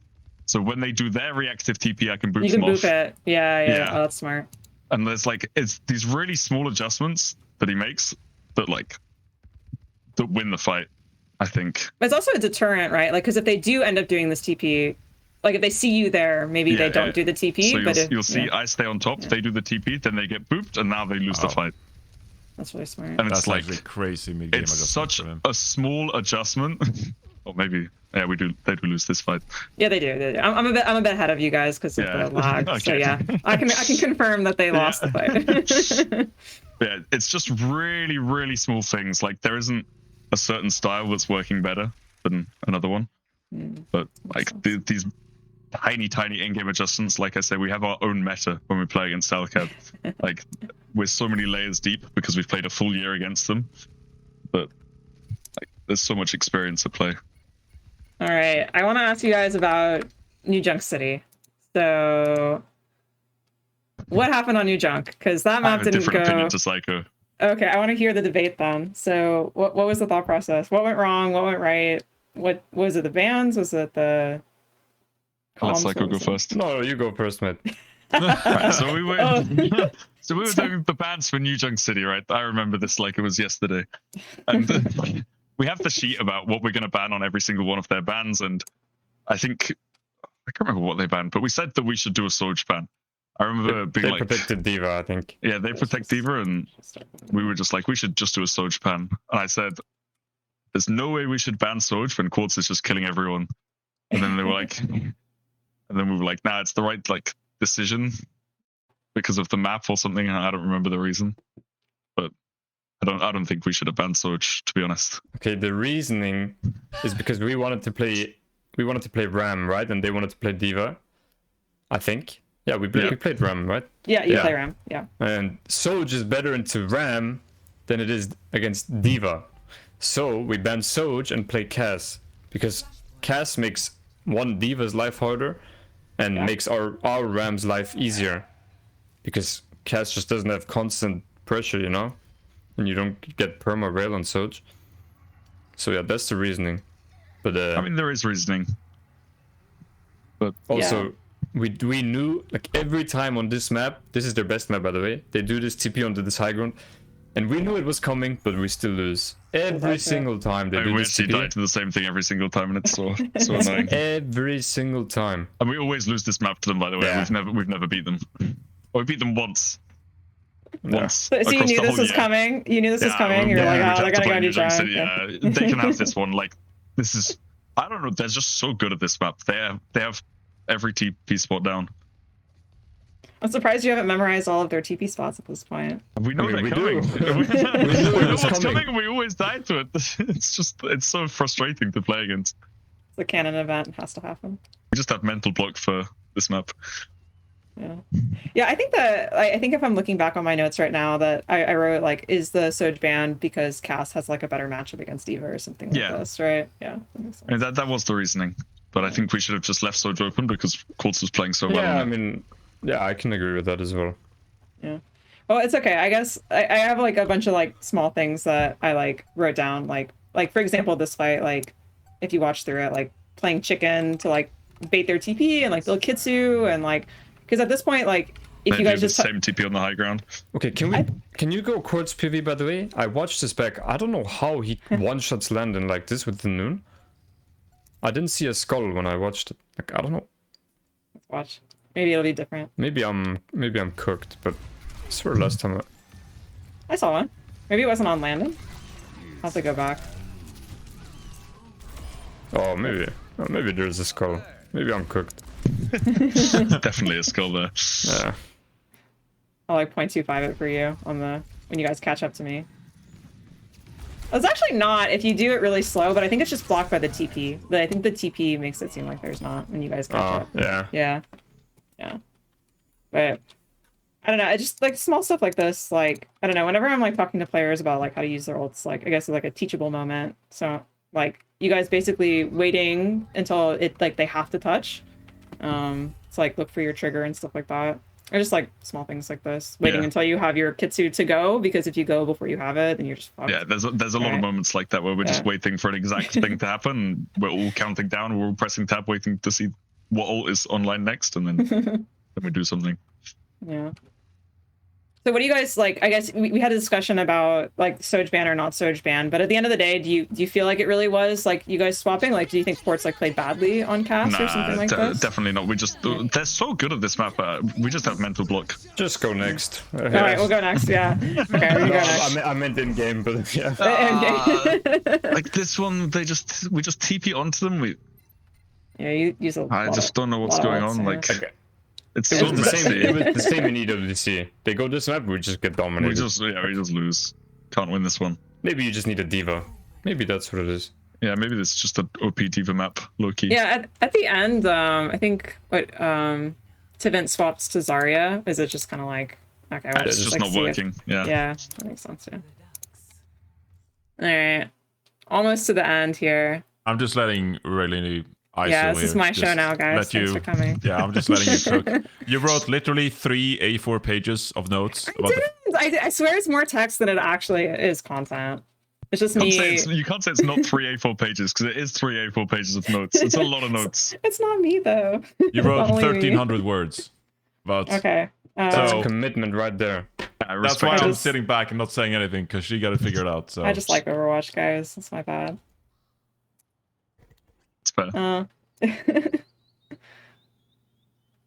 Yeah, I guess the only stuff is just like more things to highlight, just like map space stuff, like coming into defenses. What is your guys' thought process? So like now Alcad get to have, like they can't have their diva protect anymore. Yep. Right.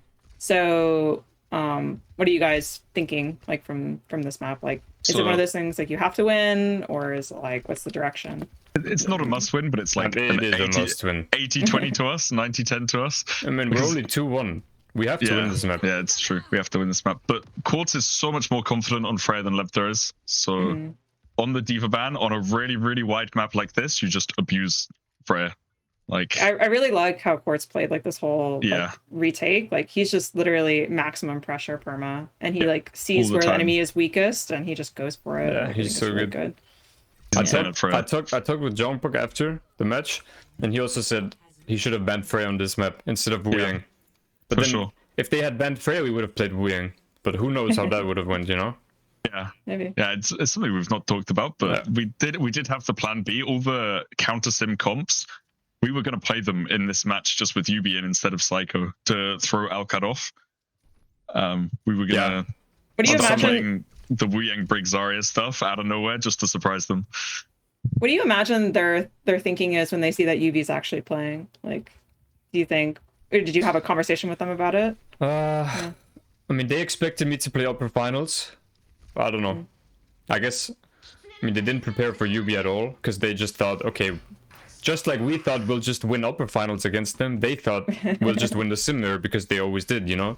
So I guess they didn't really prepare. They just relied on their past success. Yeah. There's also just no time to prepare, you know? Same day.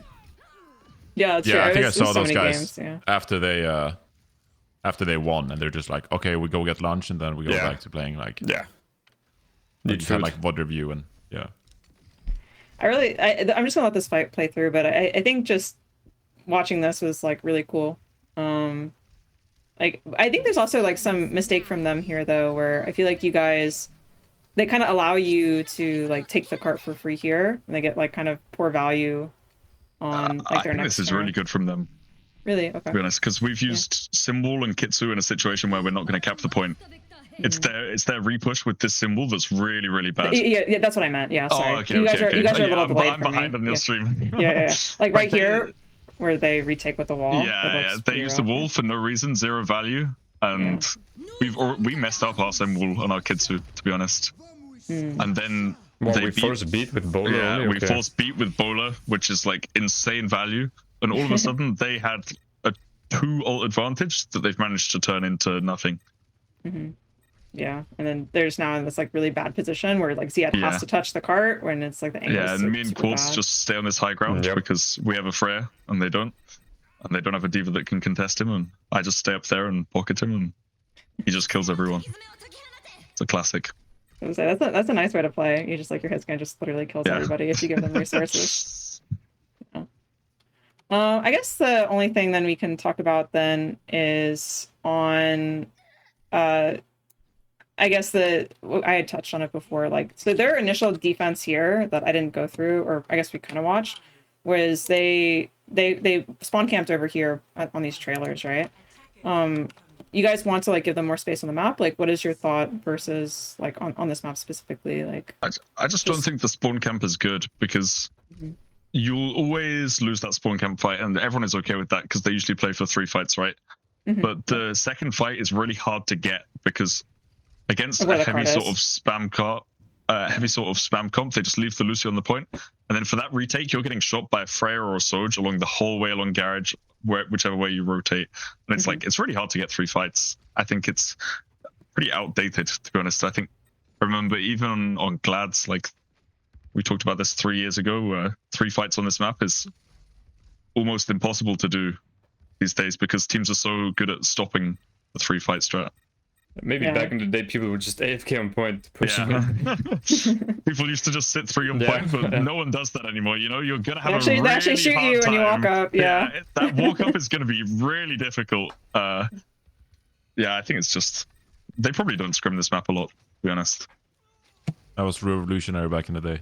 So you Shooting get my 3 walk fights? up? That's crazy. Insane. Yeah. All right, so then we can just talk, I guess, about the last map then.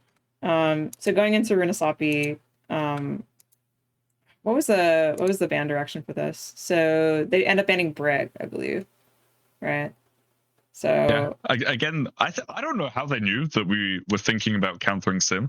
Like the Wu Yang ban it's kind of crazy because on the previous map on route at least, because we had given no indication that we were going to play these Wuyang break sim counter style with UB in, but they were still banning against it, like the Wuyang ban to stop it, and then I'm assuming this break ban is there's no support protect, so that they're actually banning break, not for protect. I'm not sure. I'm not sure how they knew that we were thinking of doing this. Like I think maybe the Wuyang No, Astro, break? I think because you remember in scrims we used to play Juno Brick sometimes against the Lucio Curie. Yeah, I think it was just to stop that, you know, like because they know now their comp is fully open. So, I mean, if they can't win with their full comp open against any sort, they just wanted a full mirror, no cheese, and if they can't win that, it's GG anyway, you know, like just, I mean, it's literally GG as well. But... Literally, yeah. It's like the last fight. Yeah. But yeah, they have to win this matchup. There's no other matchup they can take against us, and this is the one they have the most confidence on it because they've been winning against us for most of the year. So yeah, there's no real plan B for them. Yeah, I think the only thing about this map I guess I wanted to comment on is that it looked a little dicey here for a sec, right? Because there ends up being a fight here where you guys really, really heavily commit to this fight after UB dies. I mean, UB. Yeah. The TP wasn't excellent, I will say. I remember watching him take this and thinking like, he knows what he's doing, and the TP breaks, and then I panic and just press Q, and then I kind of grief by using beat here. So yeah, you guys end up using both beat and ram, Yeah. and then they kind of like one ult cycle you guys for a couple meters. yeah, I think they get like 130 meter lead right here or something. Maybe a couple meters, yeah. Yeah, one or two. I guess my question then is just like sort of the mentality, like what is you guys' thought process on like how to like return on this map? Like you guys are like, okay, we just have to sack these fights because we're just now in a bad position, or like what's it like in the comms? Like what are you guys discussing? I mean, we're pretty disciplined, I think. Once we're that much down on a map, on pushes specifically, like Seicoe said, UB is really good at calling how to play on push, but once you're down and you're trying to gain the lead, you have to be so brave with your ult. You have to never use it. Like the enemy team does a beat push on you, you can't just press Q second and try and win the map like that. You have to be brave and try and not use it to win fights. Play for the important fights. Yeah, you have to be as greedy as possible on your side of the map, and then try and use your ults on their side of the map so you can get some distance in.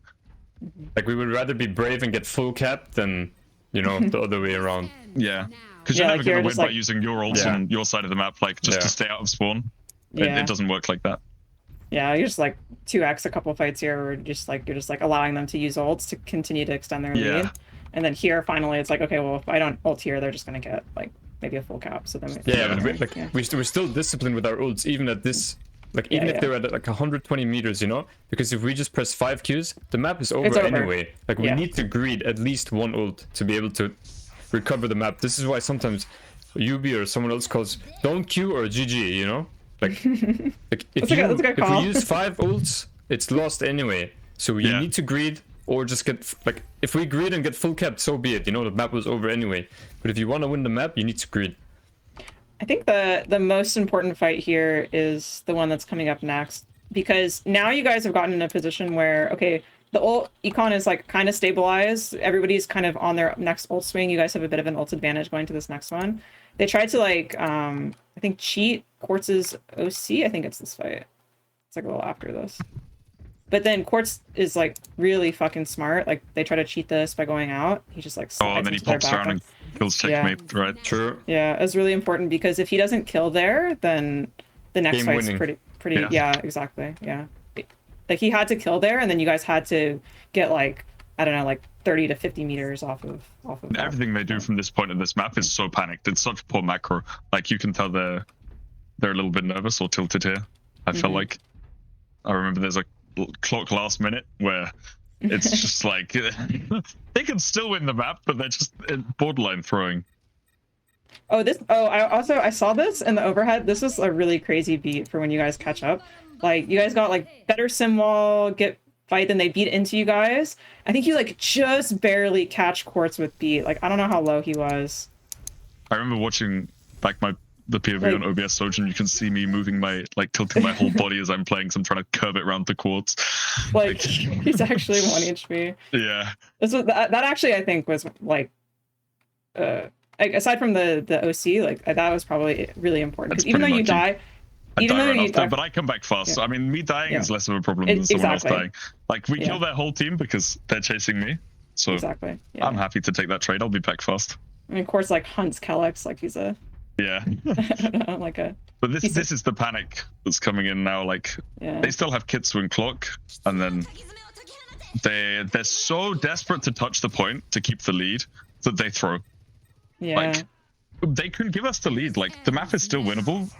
They Yeah, just need to there's win like 2 1 or 2 minutes fights. left. Yeah, exactly. there's 2 minutes left on the map, but they just panic. They touch without Diva Bomb. They touch before Qadsiah and Zia dies, and then they try and clock to clutch 1v4, and it's like, that is so stressed out. That's the opposite of being brave, you know?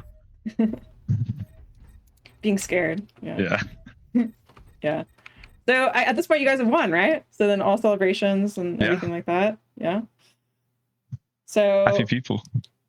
I guess we can go into the post. We've talked about it a lot, but I guess if you guys could summarize it, like, what made you better than Alcad, like towards the end, from your perspective?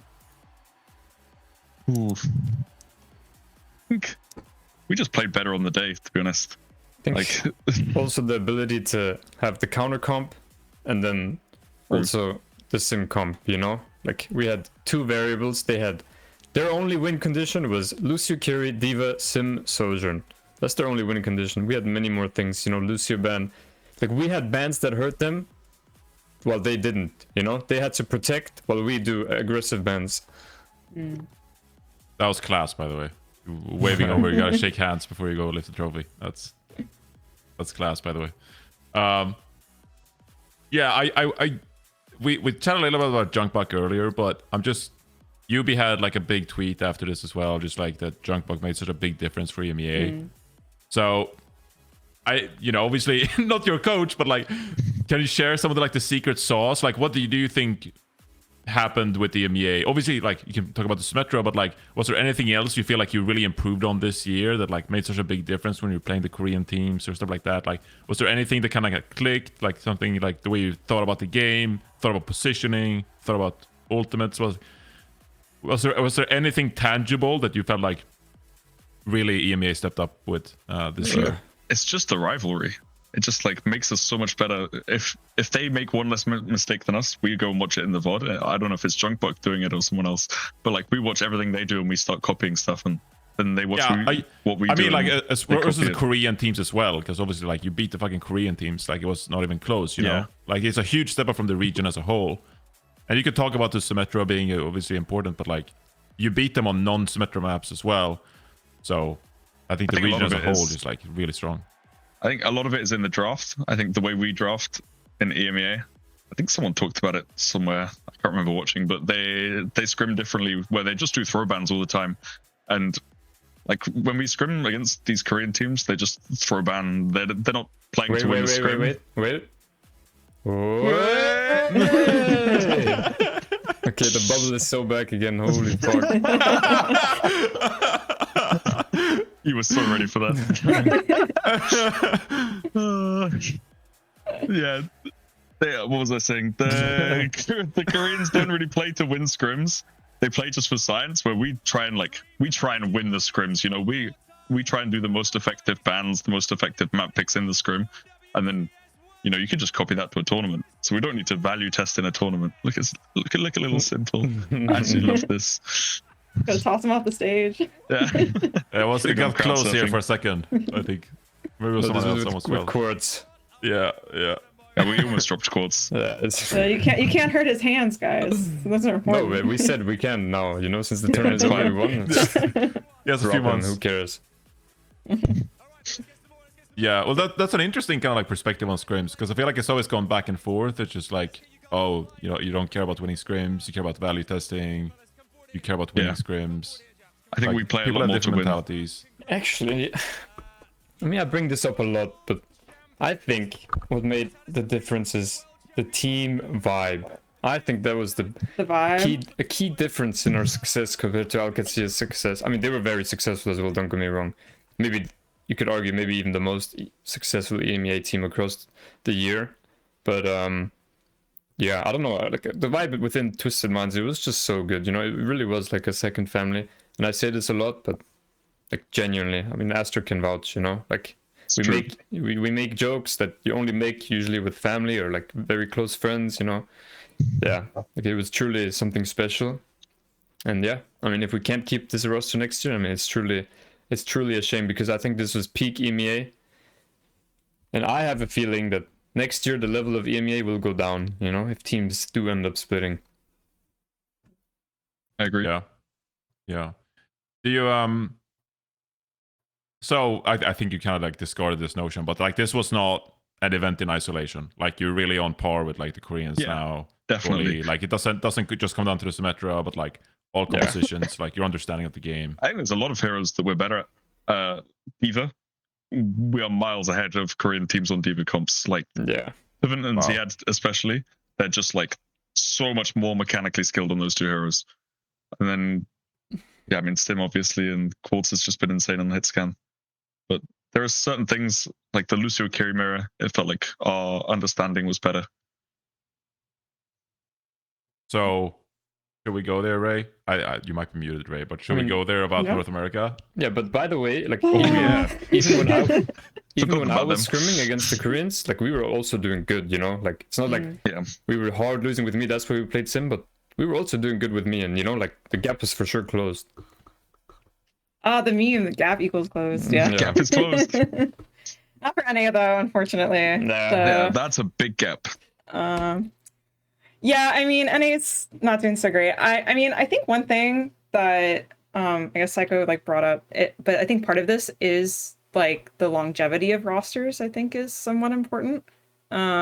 Because you know, if you kind of slapstick a roster together in one stage, you're always gonna get a little bit limited by how much you can progress over that stage with each other.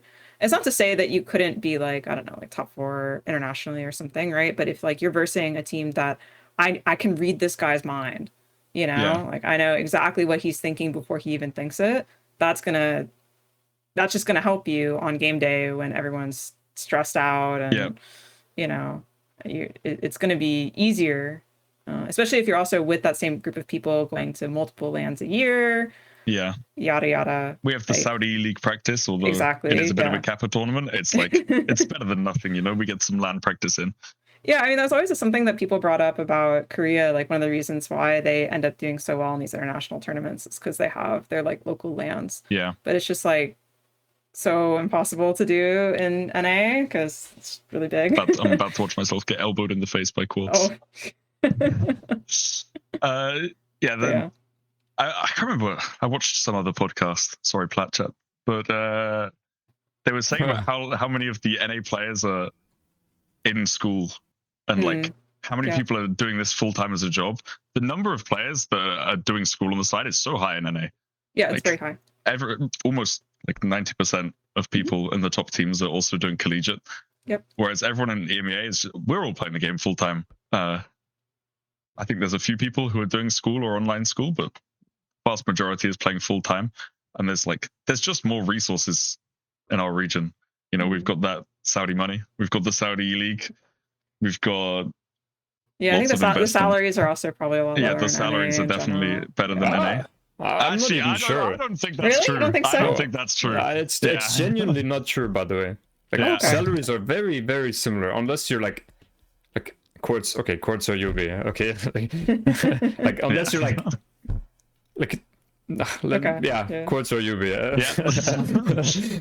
Yeah, I know some of the range for like the top 2 partner teams, like or I guess the 2 partner teams for NA this year. It's definitely a huge drop off though once you yeah, start like, going lower. Yeah. This is why a moment like this in Twisted Minds is so historic, you know, because like Twisted is a private owned team, you know, like they don't have infinite money. Like, and some players on our team, they were on pretty low salaries, like way lower than Liquid, by the way. Like some of our players way lower than Liquid, less than half probably even. So, wow. and obviously now that we won, they're gonna want more salary as well, Of and course. they deserve it. So. Yeah. Like the fact that you can build a team like this where you have some players on extremely low salary, like it's unheard of, you know, like and then they Yeah, win it as is, well, you yeah. know, like it just doesn't happen. Yeah. It's usually it's like you get kind of gate kept a little bit because it's like, you know, you have to do something to have food, you know, like Yeah. it can be difficult. I think that there's the classic difference between Europe and America, where the cost of living in America is so high that those smaller salaries aren't good enough to live on. Whereas in EU, it is way easier to live on like a lower salary. Yeah, but for sure salaries are very similar, by the way, like on average. Yeah, that makes sense. Yeah, I mean, I would just say when it comes to the rosters as well, like the team building for both Twisted Minds and Qadsiah is insane. Like, yeah, your lineups are just crazy good. Whereas in North America, there might be a bit of like, you know, you're saying the players are worse? Oh my goodness. There might be a bit of a lack there, but like even you look at a team like Team Liquid, like I take Team Liquid like seriously, like I think they have a lot of potential, but they're all like really young guys. But they like take practice like really seriously. I do believe that Kazoers and Danny, you know, they have great band system and like they have three coaches for fuck's sake. We had zero. We had zero. Yeah, but fine.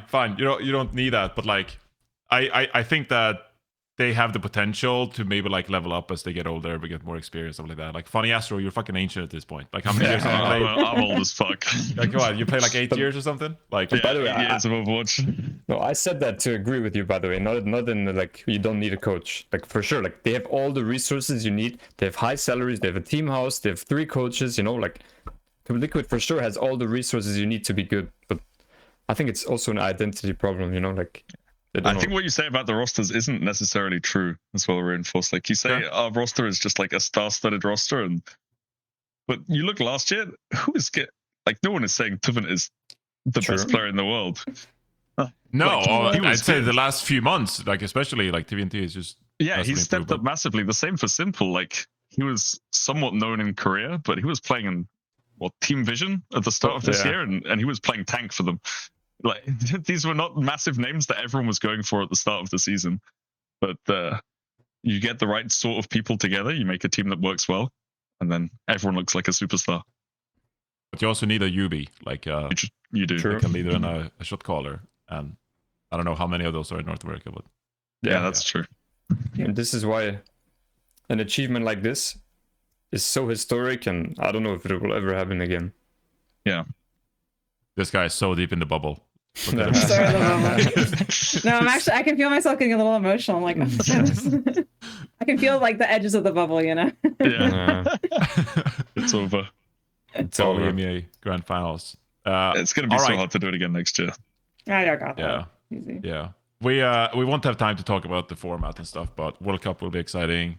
You know, lots of exciting stuff. No one understands the format. Just skip it until we go play it. We don't even know what OWCS is going to like. Okay, it's coming back, but like, you know, okay, coming back how? Well, we'll have to see. Is it going to be the same?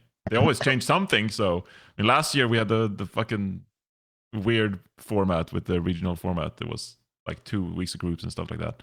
I did. Maybe you guys have to go. I don't know. There was just like a few small things. So, like, I wanted to ask about Seicoe. You put out a tweet about the new leaderboard. You don't like it, buddy? Not a fan? Yeah. To be honest, it's just utter dog shit. Like, I mean, that's just the best way to put it. Like, for one, it doesn't look good visually. Like, for sure, they can make it more aesthetically pleasing. Then, for 2, like, there's no way a GM1 or even I saw like Master 1 was above like a Champ 2. You know, like this just shouldn't be possible. Like in a competitive ranked system, like it's not a competitive ranked system. Like, sure, if they want to add this challenger score, I can understand, but then they should do it within the same tier, you know? Like, if you have 2 Champ 2 players, then the one with the higher challenger score should be above the other one. But there's no way a Master 1 should be above a Champ 2 in any world, you know? Even if you argue that, I don't know, the Champ 2 doesn't play that much. I mean, for one, the Master player will also always get faster queues. He will always be able to play more games than the Champ 2. Like, Champ 2 queues are like sometimes extremely long, you know? Sure, some people will say you get more challenger score in Champ 2, but like still, you know, like there's a big underlying problem here. Yeah, exactly. Yeah, it's a big shift from like the purely merit-based leaderboard, where it's like the highest rank is the. I mean, also like Blizzard and Overwatch 2 has been so good at listening to like community feedback, you know, and everyone, like every high ranked player loves the Overwatch 1 ranked system. You know how it was. and still they refuse to go back to it, or like even in any way, shape, or form. You know, they just refuse. I'm not sure why. Yeah, I mean, I'm playing devil's advocate here, and I'm not necessarily saying they're right either, because I don't like the current leaderboard either. But the people have perceived it to be a problem when like you play 10 games and then you just stay on the leaderboard. Like they want people to play more actively, and this system promotes that. So I think it's about finding a balance where like, okay, well, like we tried Decay for so long, and like fucking SR Decay sucked, I think. So they need to find some kind of way to like motivate people playing, but also like climbing the leaderboard, I guess. I mean, then in my opinion, you can do something like, I don't know, if you don't play a certain number of games in any rank within, let's say, 2 weeks or 1.5 weeks, then you just get taken off the leaderboard, you know? Like you don't lose your rank, but you just get taken off the leaderboard. Like it has to be a different sort of system, but it can't be that a Master 1 is higher than a Champ 2. That's not a competitive leaderboard. I don't care how much you play. Like LH Cloudy right now, he's like GM3 on Vendetta, and he's just rank 1 DPS. Like it just doesn't make sense to me, you know? Like obviously I'm not stupid. I understand they want to incentivize playing more, but there have to be other ways than what the current system is. I like how League does it, where what they have is they have a like Diamond 1, 2, 3, Master 1, 2, 3, like, you know, the sort of thing. But then when you hit a certain level, like after you're done with Diamond, you go into Master, and then it's like top 1000 is Master, top 500 is GM, top 300 is Challenger, or something like that. I think something like that could work really easily with Overwatch. It's like, let's say that you hit GM1, like from there, then you can go into a numerical leaderboard, you know, like if you want to do something like that. Yeah, like sure. the second you hit champ, it should just, there shouldn't be champ 1, 2, 3, 4, 5. Yeah, exactly. And you should just go to the old SR system. Exactly. Where it's like, yeah. And then if you so much fall more out of sense. it, then you would just go back to your GM, and then Yeah. And it could be a combined leaderboard at that point too, because then it would just be a numerical score. So I don't know. Problem solved. Hire We me, did it. We Blizzard. solved it. Go forward this to Blizzard. Thank you, guys. And then final thing I want to talk about before we let you guys go is just Vendetta. Like your first impressions from Vendetta. Got a big hot fix a couple days ago as well, where some huge buffs. Yeah. How do you it got some pretty good win rates right now in ranked. Like how do you guys feel about the hero? It's very early still. But just like your first impressions, how do you like her? I don't think Astro has played much Overwatch since in Stockholm, but I've played my fair share, and in my opinion, it just seems like another venture in a way, you know, like it's not really like a tracer where you can just save KD, you know, and get out all the time. It's more like a trade hero. In my opinion, it's not that good in ranked, but in team play, it's going to be really good. Like I've had the most success playing Vendetta when I have like Lucy, Curie, Diva, you know, and I can just go in. Like if I can just go in on the hero, I would love it. But in ranked, when you sometimes have like, I don't know, like Mercy, Curie, like it's just unplayable. I don't think it's as, it has a really good win rate, but I don't think it's as broken as people say. It's probably not as weak as some people say either. I think she's a good matchup against Diva, like because she can just go through Matrix and stuff like that. If you can't avoid the Vendetta, then she just like crits you, like pretty. I think right now Bastion might be the best hero in the game. Oh really? Yeah, I think Bastion is incredibly broken. I mean, I've played a little bit of Overwatch. I played in Diamond with some school friends. Hell yeah! Because my DPS rank is down in the trenches. You and me, buddy. Let's go. But I've played some Vendetta. That hero is hard. I'm gonna keep it real. Like I don't know how people win on it. Skill character. It's trash.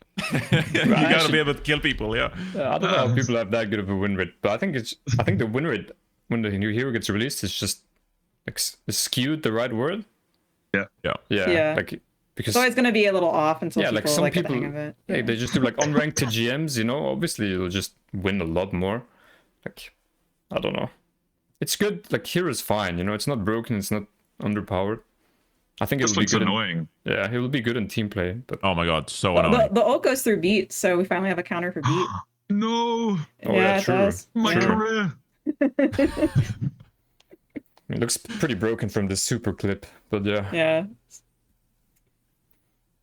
Yeah, it's a very annoying hero. But let's see. I don't know. Like just naturally, the hero design, like melee hero, is usually like very niche. Like, either it's OP and that's why it's meta, but like very limited, I think. I feel like it'd be so hard to play in team play. Yeah. Like imagine playing this against a sim and they just TP around you every time you go in. I think you the know, problem. I think the it's good. problem. I think the problem she's gonna have is that her block is a flat HP. It's not like Doom block If or everyone Matrix. shoots it, it's the Yeah. first time in history if everyone shoots the block, it actually does something. Exactly. Yes. Like it'll break instantly. Like it's Yeah. only 250 HP or something. So Yeah. yeah, It's not I think that it might be tanky. tough. Yeah. Okay, just guys. get I deleted. don't. All right, we've been chatting for quite a while. I don't have so anything maybe else. we Yeah. should let you guys. Maybe go we to should wrap up the episode. Solomon is also tired.